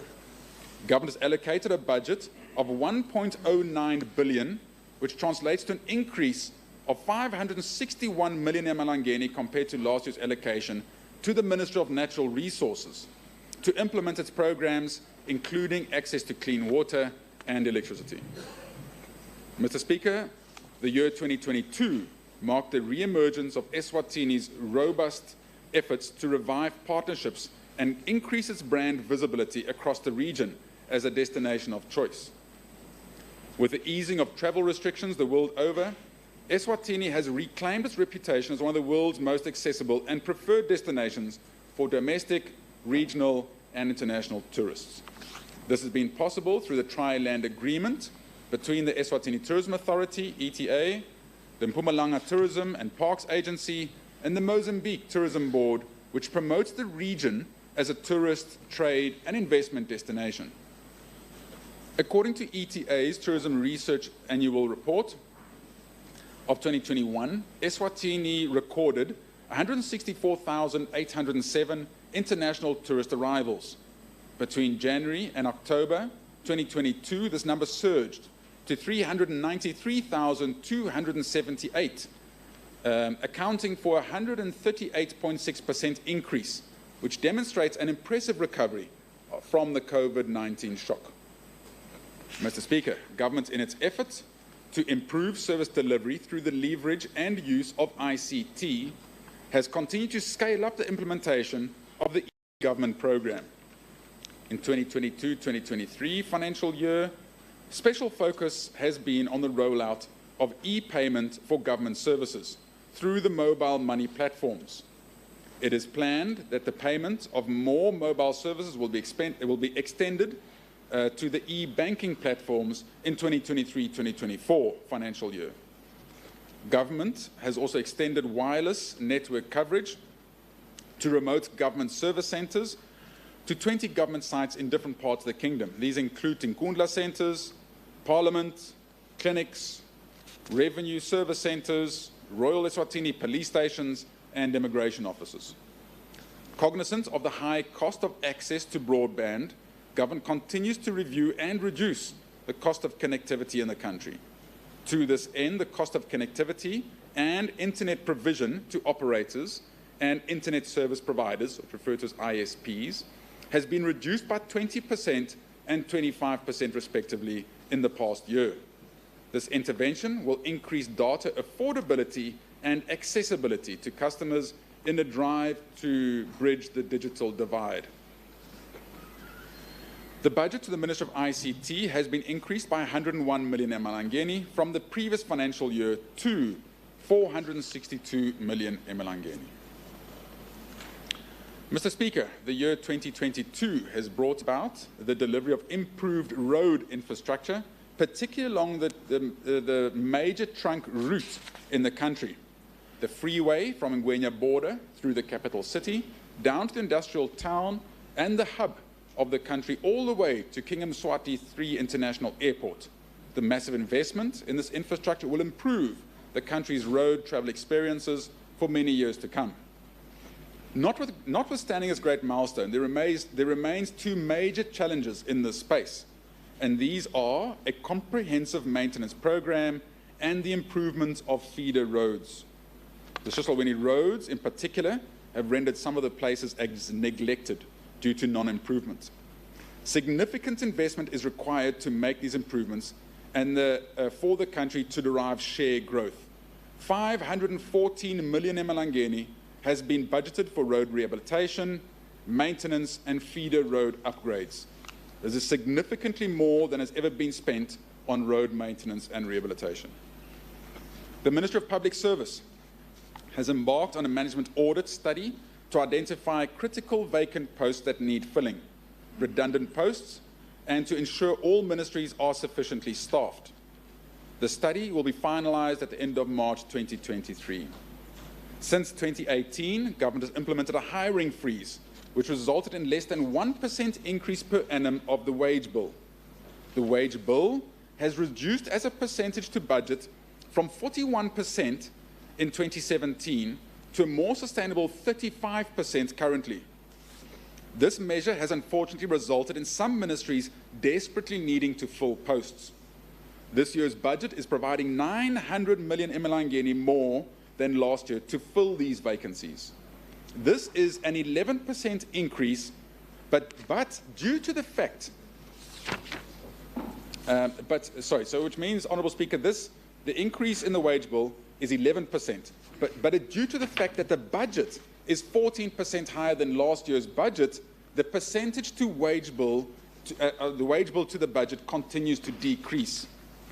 We have budgeted 3% for cost of living adjustment, but fully understand that the salary review should take place and could affect this percentage. I could not help but notice, Honourable Speaker, that every time His Majesty, in his opening of budget speech from the throne, that there was a louder than normal bayete being shouted by all of those present, indicating every time His Majesty spoke about youth, showing that youth is very close to the hearts of the leadership in the country. The budget for the Ministry of Sports, Culture and Youth Affairs has increased from 69 million emalangeni to 85 million emalangeni. The amount of budget allocated to this ministry is purely for auxiliary activities relating to sports and youth, and is no way reflective of the government's full commitment to empower the youth. If one considers this budget holistically, the 900 million emalangeni increase for the wage bill is mainly for youth. The 286 million increase in scholarships is 100% for the youth. The 430 million increase in the education budget is 100% for the youth. And I can keep on going, Honourable Speaker. These numbers are the true reflection of how this budget is focused on youth empowerment. Mr. Speaker, government has a mandate to coordinate development activities and programs by development agencies, government departments, and non-government organizations at regional, tinkundla, and chiefdom level. The Community Development Unit provided capacity through Women in Development Training Centres and community outreach, where 78 trainees participated in the 9-month training program across 5 tinkundla centres in the 2022-2023 financial year. The Regional Development Fund, RDF, continues to be the main funding mechanism for the implementation of regional and tinkundla development mandates. Thus, a provision of 177 million has been made in 2023-2024. Furthermore, an allocation of 183 million has been provided to cater for the micro projects community development program, which is an increase of, I think, about 50 million, Mr. Speaker. 30 million. Government continues operationalizing tinkundla service centres across the country and has launched some of the services at Lukongolweni, Simunya, Mhlambanyati, and Lobamba during 2022-2023. The services provided in the service centres include civil registration and vital statistics, immigration, master of the High Court, social welfare, revenue, library services, and road transportation permits. Government has provided 15 million emalangeni for the construction of new Tinkundla centres. Mr. Speaker, Eswatini has always been renowned for its reputation for peace and stability. However, the security forces were not sufficiently equipped to adequately respond to the coordinated and widespread looting, rioting, arson, and assassinations that the country has witnessed over the past 2 years. His Majesty has again reminded us that we can only succeed as a nation if our development aspirations are firmly grounded in peace, and that no one wants to live in a country where government structures are continually burnt, homes are destroyed, and people's lives are lost. Law and order is a foundational requirement for any healthy society and nation. Without law and order, whatever else we do to build a nation is done on a poor foundation and remains unsustainable. I urge all Eswatini to fully support our security forces and to understand and appreciate the critical role in enforcing law and order to re-establish peace and stability in our country. We call on all Eswatini to assist in fighting crime, terrorism, and gender-based violence. For this reason, we've allocated a budget of 1.17 billion emalangeni to the Royal Eswatini Police Services. The Mbutfo Eswatini Defence Force will continue with its peacekeeping mandate and manning our security across all borders. The correctional services will focus on rehabilitation of offenders and integrating them back into society for improved public safety and stability. Mr. Speaker, many people seem to misunderstand government's role and development mandate. Some even believe in conspiracy theories that government exists outside of its mandate of the people and is somehow designed to harm and exploit its citizens. Let me assure you today that our government has the sole agenda to improve the well-being of every Liswati and the nation as a whole. Our government is made up of Eswatini, family members, friends, and colleagues. It's made up of all of us. And when people steal from government, they steal from every one of us. Every country in the world battles with corrupt individuals within their government, and Eswatini is no exception. Ephesians 5:11 says, "And have no fellowship with the unfruitful works of darkness, but rather expose them." And Proverbs 29:4 says, "By justice a king gives a country stability, but those who are greedy for bribes tear it down." In line with His Majesty's pronouncement, I appeal to all Eswatini to unite with government to fight corruption. I call on every Liswati who is a victim or encounters corruption to bring it to the light through whatever means possible. The establishment of the Asset Recovery Unit has resulted in a process that recovers the proceeds of any form of criminal activity and gives it back to individuals, companies, public entities, or the government at large who are victims of this loss. However, achieving justice in this way requires investment, law, and policy reforms by the national government. Under the current financial year, the unit has auctioned motor vehicles and received an amount of 1.5 million emalangeni. The country's plan is to conduct auctions at least quarterly to fulfill the goal of restitution. Mr. Speaker, public procurement corruption is observed amongst other typologies as one of the main challenges facing Eswatini, and is therefore important that solid efforts are taken to address this scourge.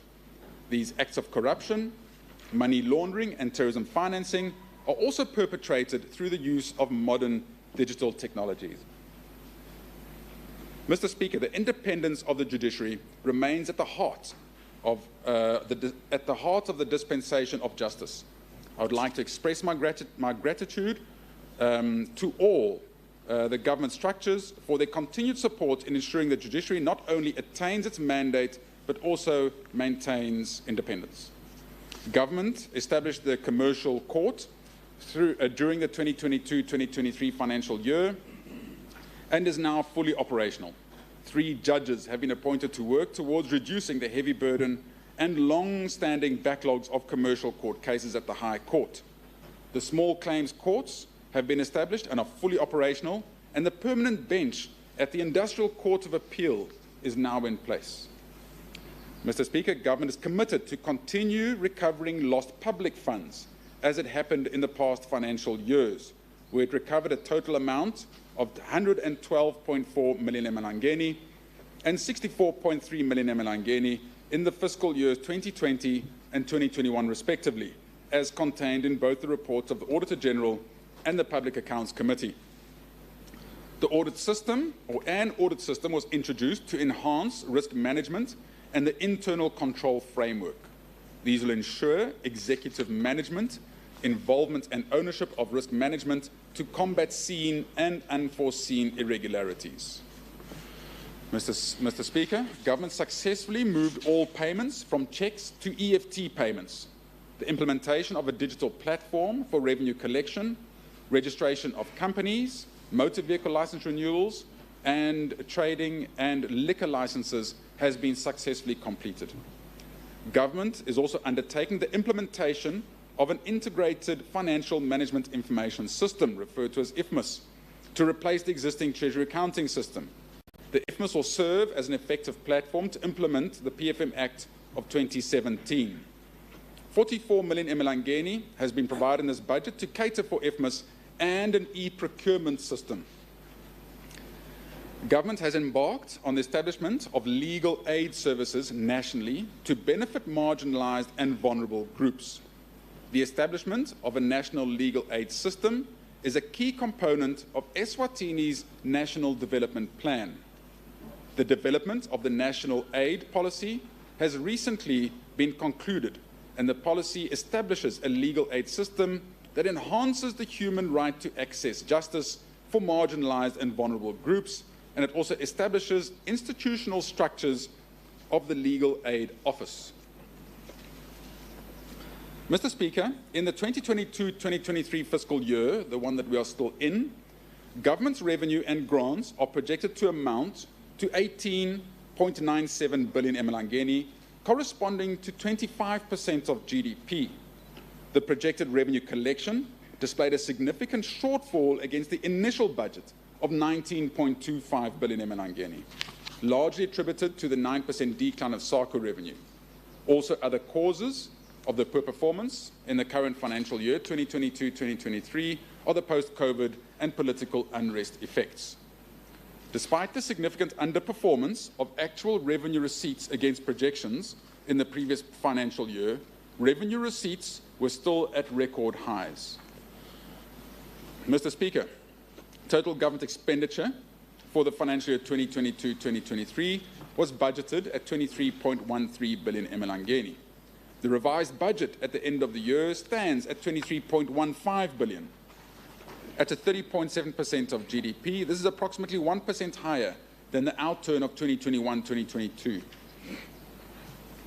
Mr. Speaker, the deficit for 2022-2023 was budgeted at 4.9% of GDP, which is higher than 4.6% deficit to GDP ratio for the financial year 2021-2022.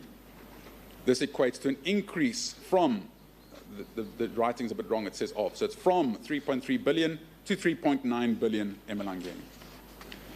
Mr. Speaker, public debt management is one of the key objectives for government in ensuring that debt stock remains sustainable by raising the required funding at the lowest possible cost over the medium to long term. Consistent with a prudent margin of risk, at the end of December 2022, total debt stock stood at 31.75 billion emalangeni, which is equivalent to 42.7% of GDP. Of this stock, external debt stood at 14.39 billion emalangeni, equivalent to 19.5% of GDP, and domestic debt stock stood at 17.36 billion, which is equivalent to 23.35% of GDP. Even though our debt stock has grown over the past few years, we've managed to keep the cost of our domestic debt within reasonable levels and have ensured that all of our external debt remains concessional. Southern African Customs Union, which we refer to as SACU, receipts for Eswatini will increase by 102%, from 5.8 billion emalangeni in 2022-2023 to 7.75 billion in 2023-2024. This is the highest amount that the country has ever received from the regional bloc and was driven by a higher than projected outturn of the 2021-2022 common revenue pool, a 25% increase in the projected size of the CRP for 2023-2024 compared to the 2022-2023, and an increase in Eswatini's share of total intra-SACU imports from 9.6% in the revenue sharing framework for 2022-2023 to 10.8% in 2023-2024. The volatility of SACU receipts has caused our economy to remain on an unsustainable path for a long time. For that reason, I've tabled the regulations for the SACU Stabilization Fund today. In this budget, we are proposing to put 1.5 billion emalangeni into the Stabilization Fund to cater for any reduced SACU receipts in the future. As this year's budget is driven by sustainability, this fund should ensure that we remain on a sustainable path in the long term. Mr. Speaker, public enterprises play a very important role in the economic growth of a country. As such, government will continue to provide oversight and control of these entities to ensure that they remain effective and efficient. As part of the Fiscal Adjustment Plan, through the Economic Policy Analysis and Research Centre, which we refer to as SEPAC, government embarked on a study to streamline and consolidate public enterprises, and the implementation plan to this effect was approved by Cabinet. This process has started and is underway. I'm pleased to inform the House that we have been able to sign a grant agreement of $150,000 with the African Development Bank for the implementation of these public enterprise reforms. We continue to request the support of this House as well as the relevant stakeholders in the implementation of the plan, which seeks to increase government efficiency and reduce unnecessary cost. Mr. Speaker, I will now present the budget estimates for the financial year 2023-2024. Mr. Speaker, government revenue, including grants, for 2023-2024 fiscal year is projected to reach 24.64 billion, which is 30% of GDP, an increase of about 5 percentage points on the 2022-2023 budget. Of this, SACU receipts will contribute 10.25 billion from 5.8 billion the previous year. Non-SACU revenue is budgeted at 13.75 billion emalangeni from 12.8 billion, a growth of 7%. Total income taxes are projected to be 6.98 billion emalangeni in 2023-2024, a slight increase from the previous year's budget. This is because of higher expected growth and employment in 2023-2024 compared to 2022-2023. Out of this, corporate tax incomes are 1.8 billion emalangeni and personal income taxes are 4.5 billion emalangeni.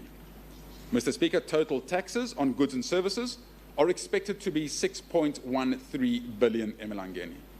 This is mainly VAT, which is budgeted at 4.5 billion emalangeni, and fuel tax amounting to 1.36 billion emalangeni.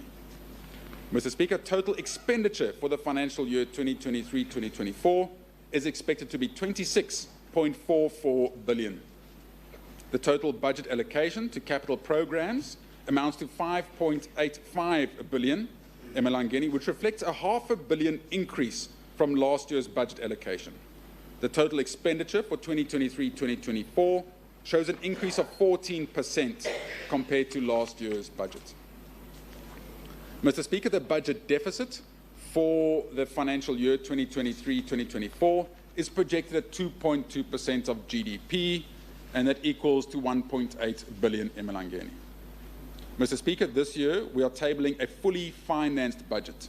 For the first time as a minister, I'm not going to the market for budget support. We had managed to bring arrears down to less than 1 billion at the beginning of 2022-2023 budget cycle.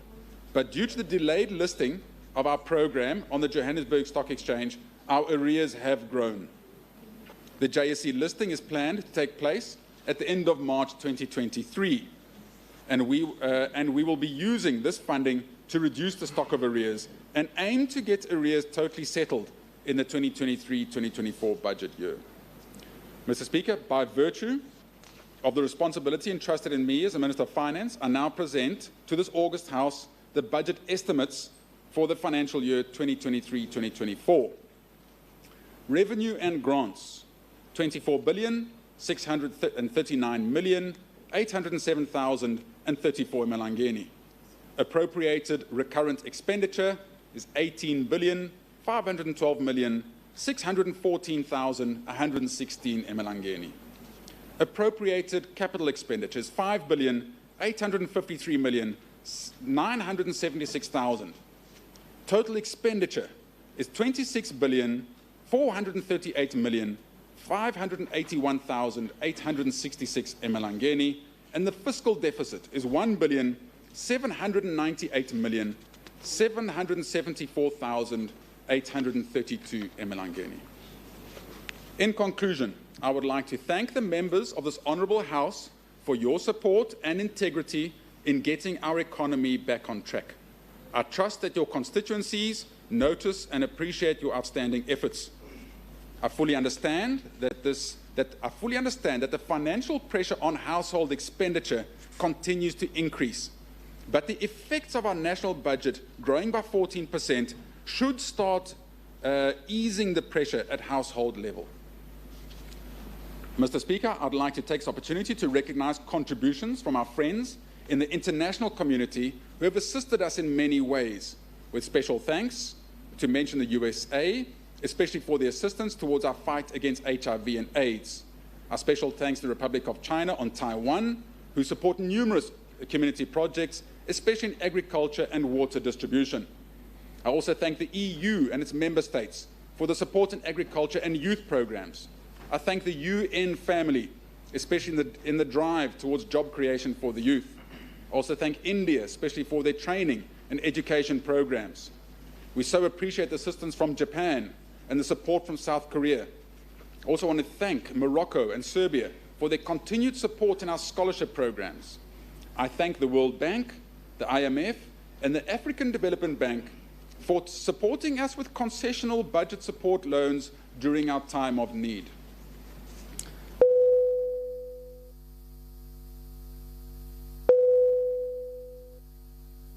Sorry, Honourable Minister. It's Honourable Members. It's an interruption time.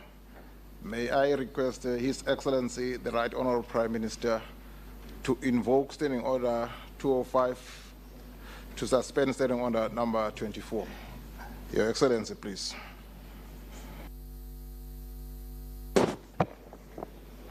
Asibonge, Mr. Speaker. Mr. Speaker, ngicela ukuthi simise kwesikhashana Standing Order 205 kuze ukuthi sisebenzise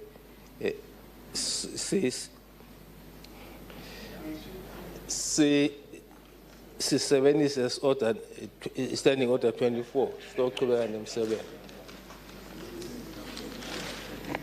Honourable Members, it has been moved that we invoke Standing Order 205 to suspend Standing Order number 24.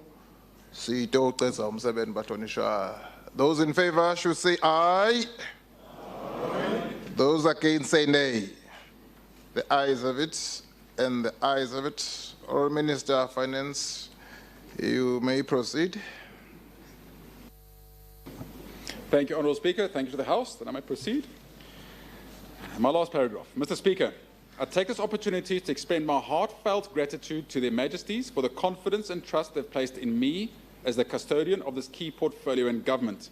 In particular, I'd like to thank His Majesty the King for being the unifying force in our nation and giving us clear leadership and guidance. 2023, the year of turnaround. I thank you all. Yeah. Thank you, Honourable Minister. Honourable Members, that was the budget speech for 2023. So what does that mean? It means, Batonisha, the ball is now in your court. So you have to play it. And I'm happy to say that the budget debate will be on Tuesday. Yeah, next Tuesday at 10 o'clock. So we've come to the end of today's business. May I once again request His Excellency, the Right Honorable Prime Minister, to adjourn the House until Tuesday, the 28th of February at 10 a.m. Your Excellency, please.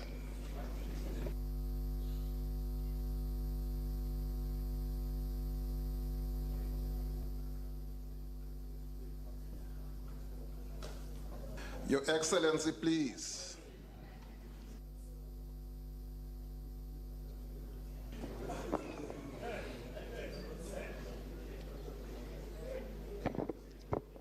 Mr. Speaker, ngekuvunyelwa nguwe nendlu ngicela ukuthi umsebenzisa lesiwumisa kwamanje size indlu iphindze iguqi yawuphindze ihlangane ngalesibili ekuseni mhla ka-28 February. Ngiyashukumisa Mr. Speaker. Bahlonishwa, sekuphakanyisiwe ukuthi indlu ayiguqe for today, ibuye ihlale ngalesibili ekuseni nga-10 o'clock mhla ka-28 February. Labo labavumako abathi ayi, labaphikisako abathi nay. The ayes have it, bahlonishwa, and the ayes have it. All members, the House is adjourned.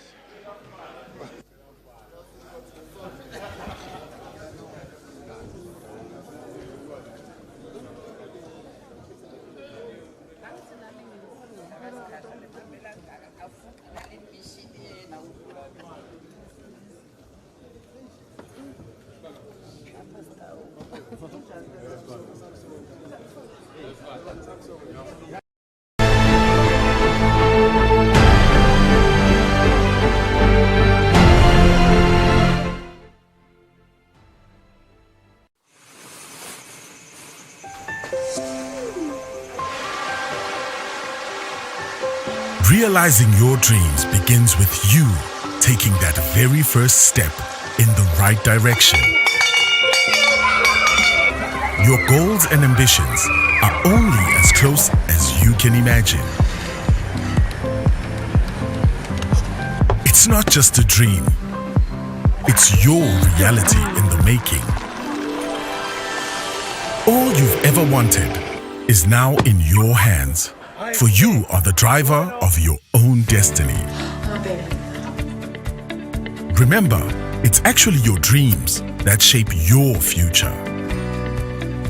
We believe with the right partner by your side, it's all possible and that it can actually be for real. As long as you believe in your dreams, we will always believe in you.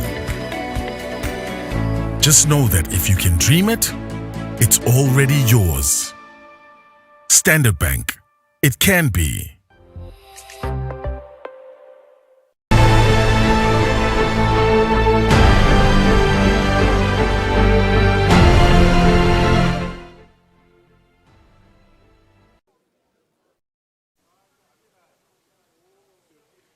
Sewethulile ke maphakelo eminyaka wetimali wa 2023-2024 induna yetemafa Neal Rijkenberg lagijima ke etikitsikitsini etingamashumi lamabili nesithupha ngu-26.44 billion emalangeni. Kanti ke education sector ngiyoke lephindze nalonyaka yathola ke licatha lelikhulu lale budget njengoba induna iwethulile sinaye ke samkelisiwe sisi education ne-agriculture nemaphoyisa cishe bathola imali lenconywana kula maphakelo. Kunjalo makwabane besiteka yona indzaba yekuthi sikhuluma ngekuthi vele ibudget yalonyaka siyigadze ukuthi ithi caca kulandzela phela ukuthi kunema key areas lapho khona induna yetiko letemafa naso silo inkosi eMswati wesithathu evikini eliphelile letwabalile ukuthi uhulumende kufuna wanakisise. Sikhuluma ngabo bamfula abasha nebamfula abasha makwabane khumbula ukuthi inyukile from 65 to 85 million all along besolo tiko lebantfu labasha likhala kakhulu ukuthi maye letinhlelo tiningi liphethe ama-sports liphethe i-culture liphethe tona tindzaba tebantfu labasha lesithi thine babuke umnotfo welive yet emaphakelo akhona kuba ngilenye litiko lelihambe emaphakelo alaphansi siyabona ukuthi this is a good step for government phela ukuthi abone ukuthi ngeke magwabane kuhulumende avela asuke ke emaphakelo abe makhulu kakhulu so this is a step towards the right direction for the government of the Kingdom of Eswatini indzaba yoku-improve indzaba yebantfu labasha siyabona uteka yona indzaba yemaphoyisa nayo sibabonile batfala licasa lelisecaca lesi I think it's 1.17 billion emalangeni yatfolwe ngumbufo wembubene sive I think itawufuna sive magwabane ukuthi engabe leyo mali leyo batayisebenzisa kanjani in terms of kucinisekisa ukuthi live laseSwatini liyaba ne-security lefanele. Because we'll try to get more reactions the ministers la phakelo lomhlalana nalabo labatsinzekako nje nasikhuluma ngenotho welive laseSwatini kanti ke ukhona Nelsiwe naThemkosi Dube kusehlaltiyela kabanti yona inkulumo yenduna yetemafa Nelsiwe amonyo Asibonge kakhulu kule njengoba bese kashito LinkedIn mbukele ekhaya kwekuthi budget ihamba ku 26.4 billion emalangeni kanti solo sinaye somnotho Thembinkosi Dube tota usichazela kabanti kwekuthi ibudget nangabe ikhule kangaka ngabe kusho kuthini kulo live leSwatini kusho kuthini kutotinvuna lekufanele ukuthi tichubeke tende umsebenzi lotawusita emaswati Dube sibona ibudget ikhulile lonyaka ingabe lokhu kusho kuthini sitawusitakala kangcono noma mhlambe kutawuhamba kanjani Ngiyabonga nasingakuthatha ngamagama lalula singasho ukuthi nje kumbe sicale si-review le budget it's a very good one iyakhomba ku-addressa ema-concerns lamanye lesike sakhuluma ngawo umuva noma ke esive semaswati sengibuya ke kulo mbuto wakho we-increment siyayibona ukuthi kunekukhula lokube khona lokuyindwe lekhutsatako kakhulu kodwa ke singakhohlwa ukuthi while sikhuphuka nayo kufuna i-align vele nemdula mbahla inflation ngoba phela iyakhuphuka ne-inflation so while sikhuphukile akungasho ukuthi it's an adjusted increment lokunye lesikubonile kwekuthi imali yebantfu labasha mbukeli ikhulile nayo ithi indvuna yetemafa 900 million wayo i-wage bill uyakhona kubantfu labasha engabe kusho kuthini live uma li-investa kangaka kubo bantfu labasha siyabonga kakhulu lokunye lesikukhulumile ukuthi sinakufisa kubuka ukuthi ngabe uhulumende uthini kubantu labasha ikakhulu njengoba sibona lezinga lekwabetha imisebenzi kude so siyabona ukuthi uyafaka uhulumende kuma scholarships uyafaka ekutheni nibantfu bakhona ukuthi bakhona kusebenta ne-increment lesiyibonile kubaka sports youth and baka youth faka khatha ama sports ne culture kuyasho ukuthi uhulumende uyafuza ukuthi vele kube khona ukuqhubekela phambili abantu labasha abasitakala uthi hulumende lokunye lakubudgetele i-3% khola ukhuluma nange free primary education lapho athite khona ubuke kukhulukhulisa nga 20% mbukele ekhaya nalapho engabe ungathini njengasomnotho nasibona uhulumende afake amandla langaka kuto leto tingoni leto ngiyabonga kakhulu siyeva ngale khola it's very impressive kuyabajabulisa kakhulu ti labasemsebenzini kahulumende ticasho tahulumende ngithandzela ukuthi bese uyakhuluma ukuthi abakagcini ngalokubuka le call le khola babukene ukuthi bese kuba khona i-salary adjustment which is actually now the review ukuthi ima-salaries akhona ku-adjusta according to ukuthi bantu sebakubo I think that it would be a good move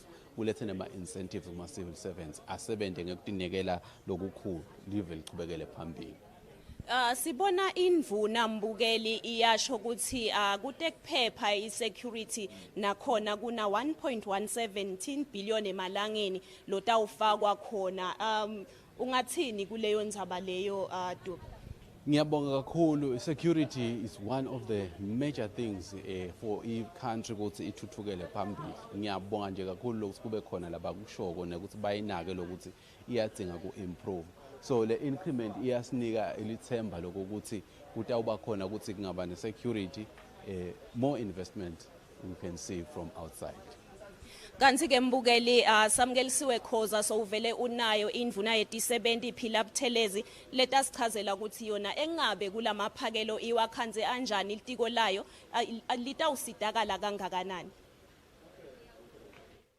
kakhulu Neal njengoba sitho indvuna itiko letemafa neRijkenberg seyiwatfulile wona emaphakela eminyaka imali wa 2022 2023 2024 lapha eceleni kwami ngembukeli sesinayo indvuna itiko leti-70 nenhlala kahle yato Phila Buthelezi kuthi engabe siyathi sindvuna iphetse litiko lelimcoka kakhulu ibuke yona inhlala kahle leti-70 ibukotana nayo indzaba yabo bafunzi phela indzaba ye-scholarship levame kuba inkinga kakhulu honorable minister satfulile emaphakela indvuna yenkosi siyakhumbula ukuthi kulomnyaka imali lophelile lihhovisi lakho belithide lifuna kunciphisa phela nangumsimvo lo bese uba khona ikakhulu kati kubo bafunzi nasebakhona etikoleni bakhala nge-scholarship tabo kuthi indvuna yenkosi nasigaba sekugcina sithini netiko lakalapha thina sandla sendlule enhloko kubonga kuhulumende weNgwenyama nawulalela lamaphakelo lethuliwe very balanced alinika nelithemba ukuthi live liyathuthuka leyayimbili nawuvile nje kutemnotho we have performed very well against ama-counterparts ethu ku-SADC region lekutinkhomba letinhle lokufuna sithi maintain going forward emaphakelo ethuliwe nje sibakale ibhana nathi-ke silitiko siyathokota kakhulu lokwekuthi kube ne-consideration lephathekako kubuka ema-study loans lesiwa-afford abantwana bemaswati labafuna kuyokuthi cecesha njengoba sasibekile lokwekuthi limasela likhona kufinyelela ku-2550 wabantwana lese siba awardile basemakolishi ngekubuyela kuhulumende sishikshatandla siyabonga lokuthi namhla kwethuliwe lokuthi kutawungeteka inkulungwane yama-scholarships lokusho ukuthi lokusuka lapha nje siyehhovisi siyosebenta evikini lelitako kufuna laba labangetekako babe sebati ngoba emaklasi sacalile kufuna sisukumele etulu kusitakale sive semaswati kudliwa lokuncane kudliwa lokukhulu empeleni siyabonga kakhulu wela benele bonke kodwa-ke siyethemba lokuthi njengoba kwethuliwe nokuthi regulations ama-scholarships kubuka sikhwama lesitimele ethuliwe khona namuhla ngomsebenzi lotawenda lokuthi kuma-intakes letako bantwana bacishe ba-accommodate-ke bonke kungabi ukuthi kukhona labasalela ngaphandle so sibonga kakhulu silitiko lakalapha engabe honorable minister kuyo indzaba yaso sikhwama phela sakhe umfundzate mvuna yenkosi kumlimvuna nayifike ehhovisi nje umsebenzi lefike yawusukumela impela ekuthenini honorable minister ema-regulations yato sekaphakamisiwe sivile ukuthi imali lebeyibutfwa ngeminyaka ngilo libandla lenikode ethi libuthe lona mfundzate beyingasilo lelijabulisako kahle litiko sibuke kuthini honorable minister ngalesi sikhwama nasicala kusukuma kuthi le mali seyitawuba yinyendane emaswati achubeka sitakala obviously itaba yinenza swethu nawubuka lo sibataba banenga labasitakele ngoba lebe siyikoleka annually boyi around 60 million ngeminyaka through inkampani lebe siyicashile phinze ngelitiko sikoleka 5 million lokusho ukuthi on average besikoleka 65 million ngeminyaka le unfortunately vele beyayibhodweni lelikhulu la hulumende consolidated fund kanti nasekunale revolving fund lebekele ama-regulations namhla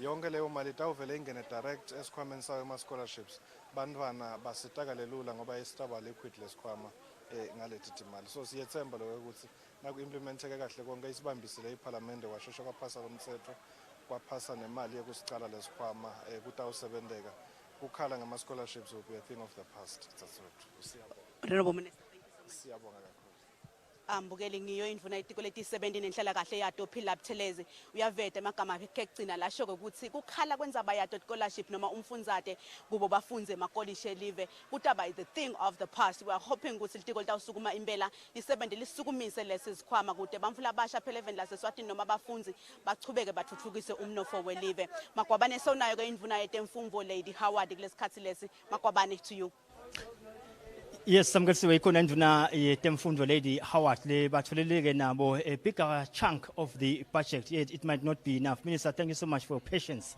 Indzaba nje lenkulu yekuthuthukisa temfundo ikakhulukazi nathi temakhono taka TVET isinsiwe nendzaba ye FPE. How happy are you with the budget? Ngijabulile kakhulu. Kodwa ke bengingenda ngalene nganyana kakhudlwana kodwa ke nawubuka lesimo selive ngijabule nje kakhulu ngoba sitawukhona ku-attenda tindzaba tethu taka TVET ngoba uhulumende nyalo so ufuna kufocusa kuma TVETs to turn around the economy so kuyajabulisa kumbona uhulumende asithi hadla ukuthi kasinake indzaba yaka TVET sijabulile futhi ngoba ne digitization nayo uthithe hadla uhulumende ukuthi simane sikhone ukuthi bamfana bethu noma ngabe qhamuka siphi simo bakhone kuchubeka bafunze noma bangasakhoni kufika etikolweni sikujabulele lokho kakhulu ne-feeding scheme yethu ke imali yethu bese seyincane kakhulu ngoba utawukhumbula ukuthi into setikhule kakhulu manje bese singasakhona ukumikisa kudla lokwanele edikolweni. Ngiyajabula ke ukuthi uhulumende sowusisitile awusikhulukhulisela sitawukhona ukuthi sithenge kudla lokwanele edikolweni siphindze futhi sikhone nekuba ne-take home edikolweni kuba nebantwana laba vulnerable kakhulu labadlala esikolweni baphindze babuye batodlala esikolweni. Ngiyajabula ke ukuthi konke lokho sitawukhona ukuthi sikwendele bamva bethu. Siyajabula nje kakhulu nge-increment ye-budget sibonge nje kakhulu. Siyabonga kakhulu Nduna Nkosi. Boko sibe kwinduna yetemfundo Lady Howard lejabulileke nayo ngebudget. Ngiyethemba lo ukuthi siyabona ke ukuthuthuka kwehlangothi lwato temfundo. Samkelisiwe ngiyethemba unaye minister waka commerce Mancoba Khumalo. Indzaba lenkulu nakhona indzaba yema factory shells. Asibonge kakhulu amakwabane kuyo indvuna yetiko letemfumvo Lady Howard iteka yona kuthe ngabe bona kulamaphakelo eminyakati imali wa 2023 2024 batawusebenta kanjani baltiko eceleni kwami senginayo ke indvuna yetemabhizinisi nekuthengiselana imbungama Mancoba Khumalo sokuvethe ngabe indvuna yetemafa ne-Rijkenberg yenabe kakhulu kodwa indzaba temabhizinisi sikhuluma nge-involvement yebantfu labasha sikhuluma phela ngayo amathuba emsebenzi even laseswatini kude phela live nalo lichubeke lithuthukele embili. Honorable Minister asiyabonga kuba nathi lo muhla lapha emsakatweni wetfombe Eswatini Television Authority akafisha nemvuna yenkosi indvuna yenabile kakhulu etiko lakakho yaveta ukuthi echoing his majesty's speech during the official opening of the 5th session of the 11th parliament evikini leliphelile uvetile indzaba yawo ema-factory shells lesibuka ukuthi nenetiko nasukumela etundvuna. Sibonge kakhulu ngingasho nje ukuthi sisijabulele kakhulu le speech sendvuna yaka finance silitiko laka commerce. Kwecala nje lokuthi indvuna i-highlight ukuthi umnotho wakangwane uyakhula ungileminye iminotho lephumelele kuba sembili eveni lase-Afrika and nase-SADC siphumelele ukuthi sibe ngumnotho lokhula cishe kwendlula yonke kule minyaka ye-COVID. Washo ukuthi lokunye lokusitile ngokuthi industrialization strategy yethu eAfrica kangwane iyasebenta eAfrica nje sinumber 6 most industrialized country lokusho ukuthi ke vele ingonyama leyamthuma kona naye yasithuma naye ukuthi sakhe 10 wema factory shells ngeminyaka yimvo lesitawuyenda ukushidwa ke ukuthi kuna 171 million emalangeni losavele afakiwe kubudget ukuthi sichubeke nale program ema factory shells sitawuchubeka ngemandla uphinze washo ke ukuthi futhi sitawuqala ku developer Sithokothwa industrial park lokusho ukuthi ke kutawusetshenzwa nje sibili lokunye ke lokungijabulise kakhulu kulesikhathi akhuluma ngemali lesupporta bantfu labasha ibudget yabo ikhulile nema programs la supporta kuqala kwamabhizinisi kwabantu labasha kukhulile ma programs abo setco aya improve uphinze ke washo ukuthi kune loan guarantee scheme bantfu labasha labangayisebenzisa uma bafuna uqala emabhizinisi bete mhlawumbe i-capital noma bete mhlawumbe i-security noma bete i-deposit bangayi-accessa le mali seyikhuleke about 5 times lebeyingiko itolo. Sicela nje ukuthi tonke letinhlangano letenta lemisebenzi yabantu labasha kungaba i-youth revolving fund kungaba National Youth Council kungaba mhlawumbe ngilamanye ama-programs langaba khona bantfu labasha lafaka ekhathi mhlawumbe nama-programs lakhona kubo FinCorp nakubo SEDCO bantfu labasha abadi lokuthi ikhona le fund yokuthi ibasite uma bafuna i-capital uma bafuna sibambiso ikakhulu noma uma bafuna mhlawumbe i-deposit lokho kutawunda ukuthi lama business ideas abo aphumelele. Honorable Minister sikufisela inhlanhla sachubeka kona nithuthukisa temabhizinisi even. Bonga sina, thank you. That was the Minister of Commerce, Industry and Trade, Imbungama Mancoba Khumalo. Ateka yona indzaba yokuthi balitiko banemsebenzi omkhulu ekuthuthukisa yona indzaba yamabhizinisi eveni. Utsinza yona ke indzaba yebantfu labasha, involvement yebantfu labasha kude temabhizinisi. Kanti lapha eceleni kwami sekunayo indvuna lebuketwe nathi indzaba temasiko kanye na indzaba yebantfu labasha nato temidlalo. Harris Bulunga. Honorable Minister siyabonga kakhulu ngesikhathi sakho mvuna yenkosi. Honorable Minister, maphakelo enyukile. Indzaba lebesole sikhala ngayo. I think ngima debate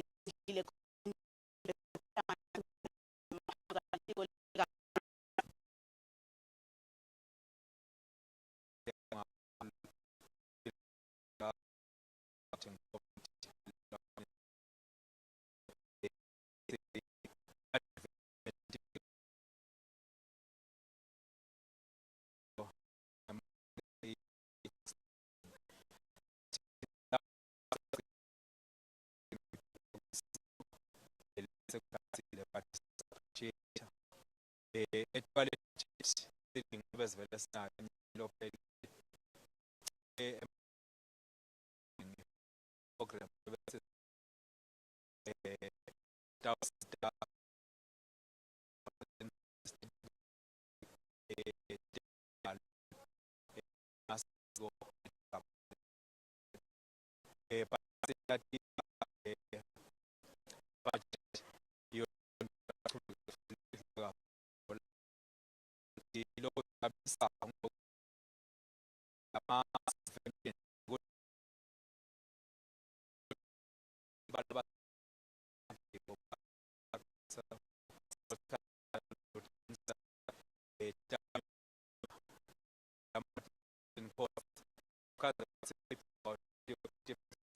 program so which almost the program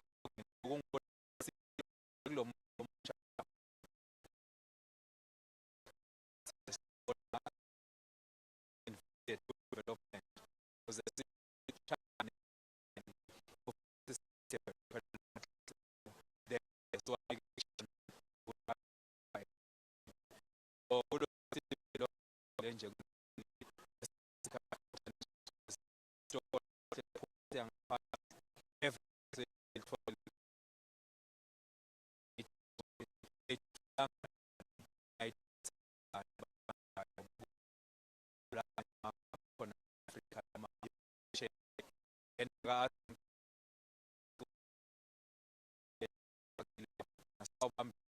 especially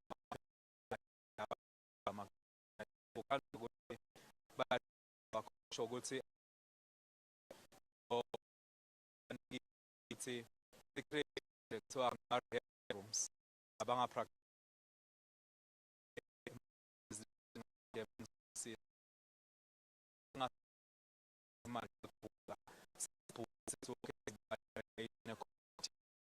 spaces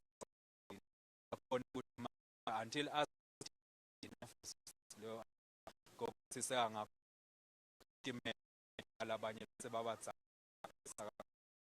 and then now sinema money esifuna boma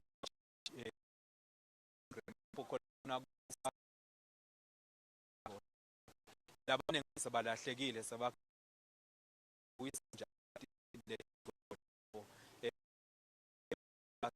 babe ne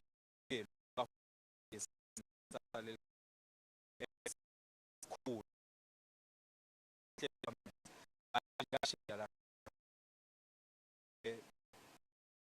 provision to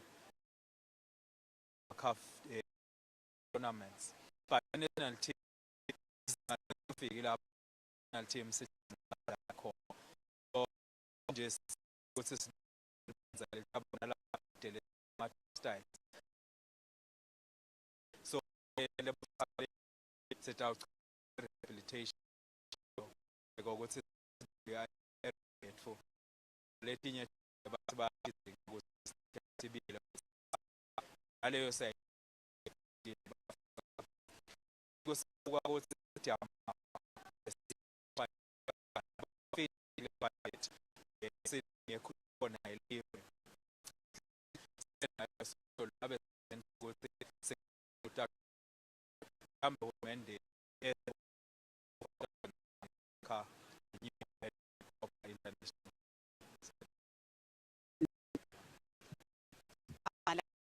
yona etotin bamfula basha yona enkulu ekhaya ukhanda bamfula basha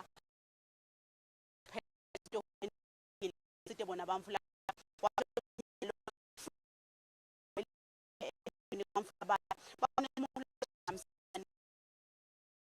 kuthi nisi samanje lapho kubeka khona wethu sidube ngelisizansi njengoba uTV indvuna chazile ukuthi imali lebe pha kupha kanjani solo ube uke wa tax lapha ukuthi hey uyathi ukuthi minister kakhulu tax lapho khona thini lapho Invoice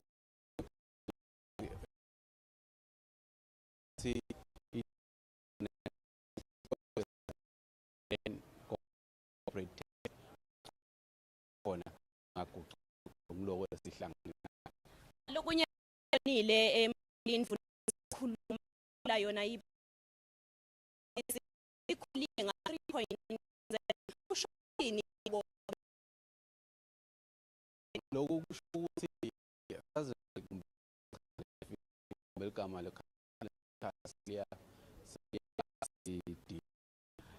ukhanza le mali ayikabi njengoba athule ibudget ngiyabekisa 26 million billion budget ungena la kuphumele ngawo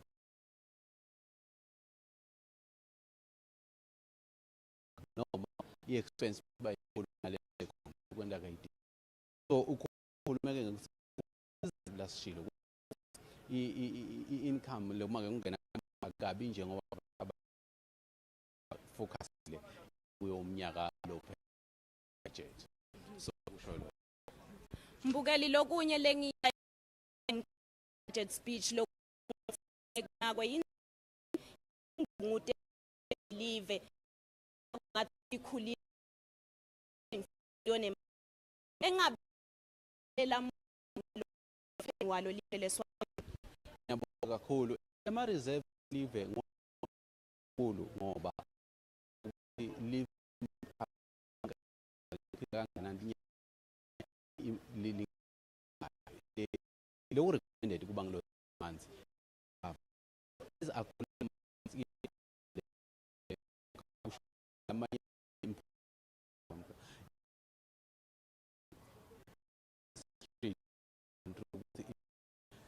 faka ukuthi imali leona so khulawo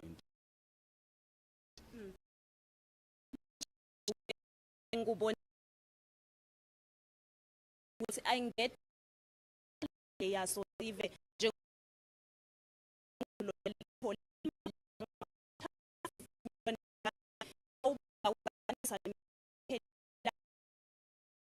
million emali so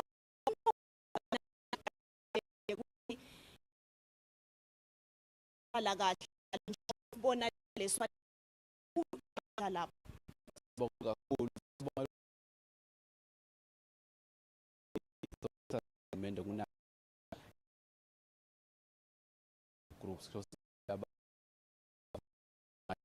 direct aba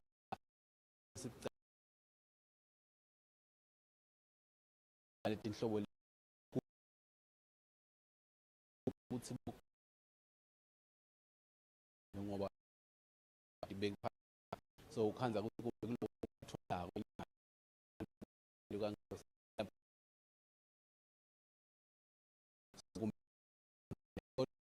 lokuthi inza kwale ngibona ukuthi uhulumeni billion emali amabhizinisi bekuze asende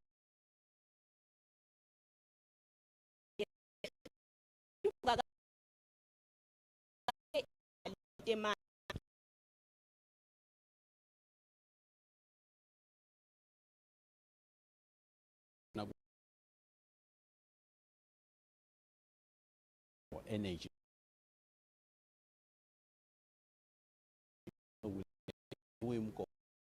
ukuthi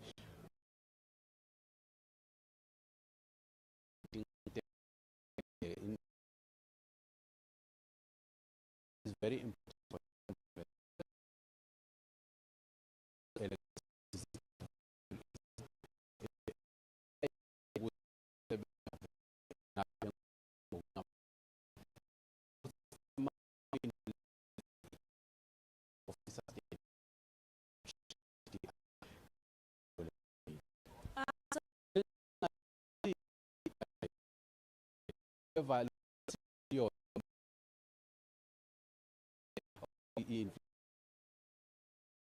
so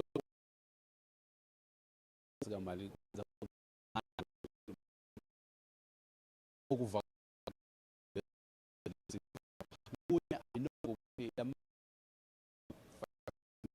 wonke bekagazi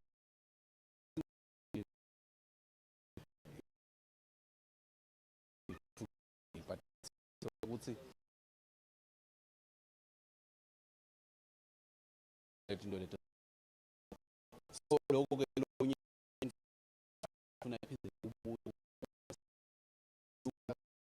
kanti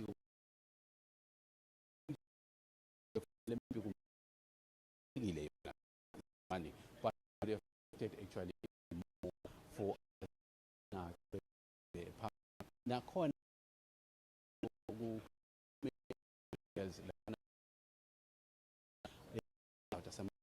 baliwe la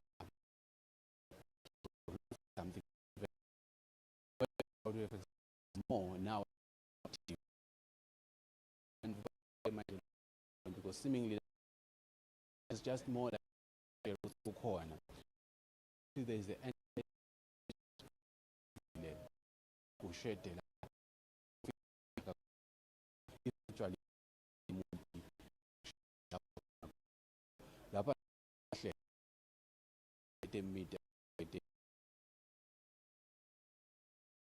so those things akusikubuka singabuki nje ukuthi kukhicita impahla kuphela esingatela local talking of studios above studios of singing those are things abanga ukuthi kumbe buke ngawa such TV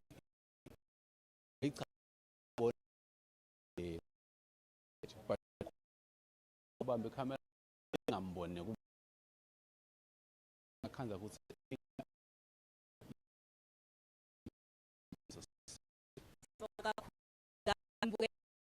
divele ile nyaka 3 ekubhekekile ukuthi indvuna kusizwayo siwe kweli aphakelo manje 23 la and December 3 uyaba sa silibanja asikunje sana ngesikhathi impilo like a natural resource ethemba ukwa esekuthi bayo impilo dematiti futhwe kakhulu uthokote kakhulu ibe ngilele mnanzi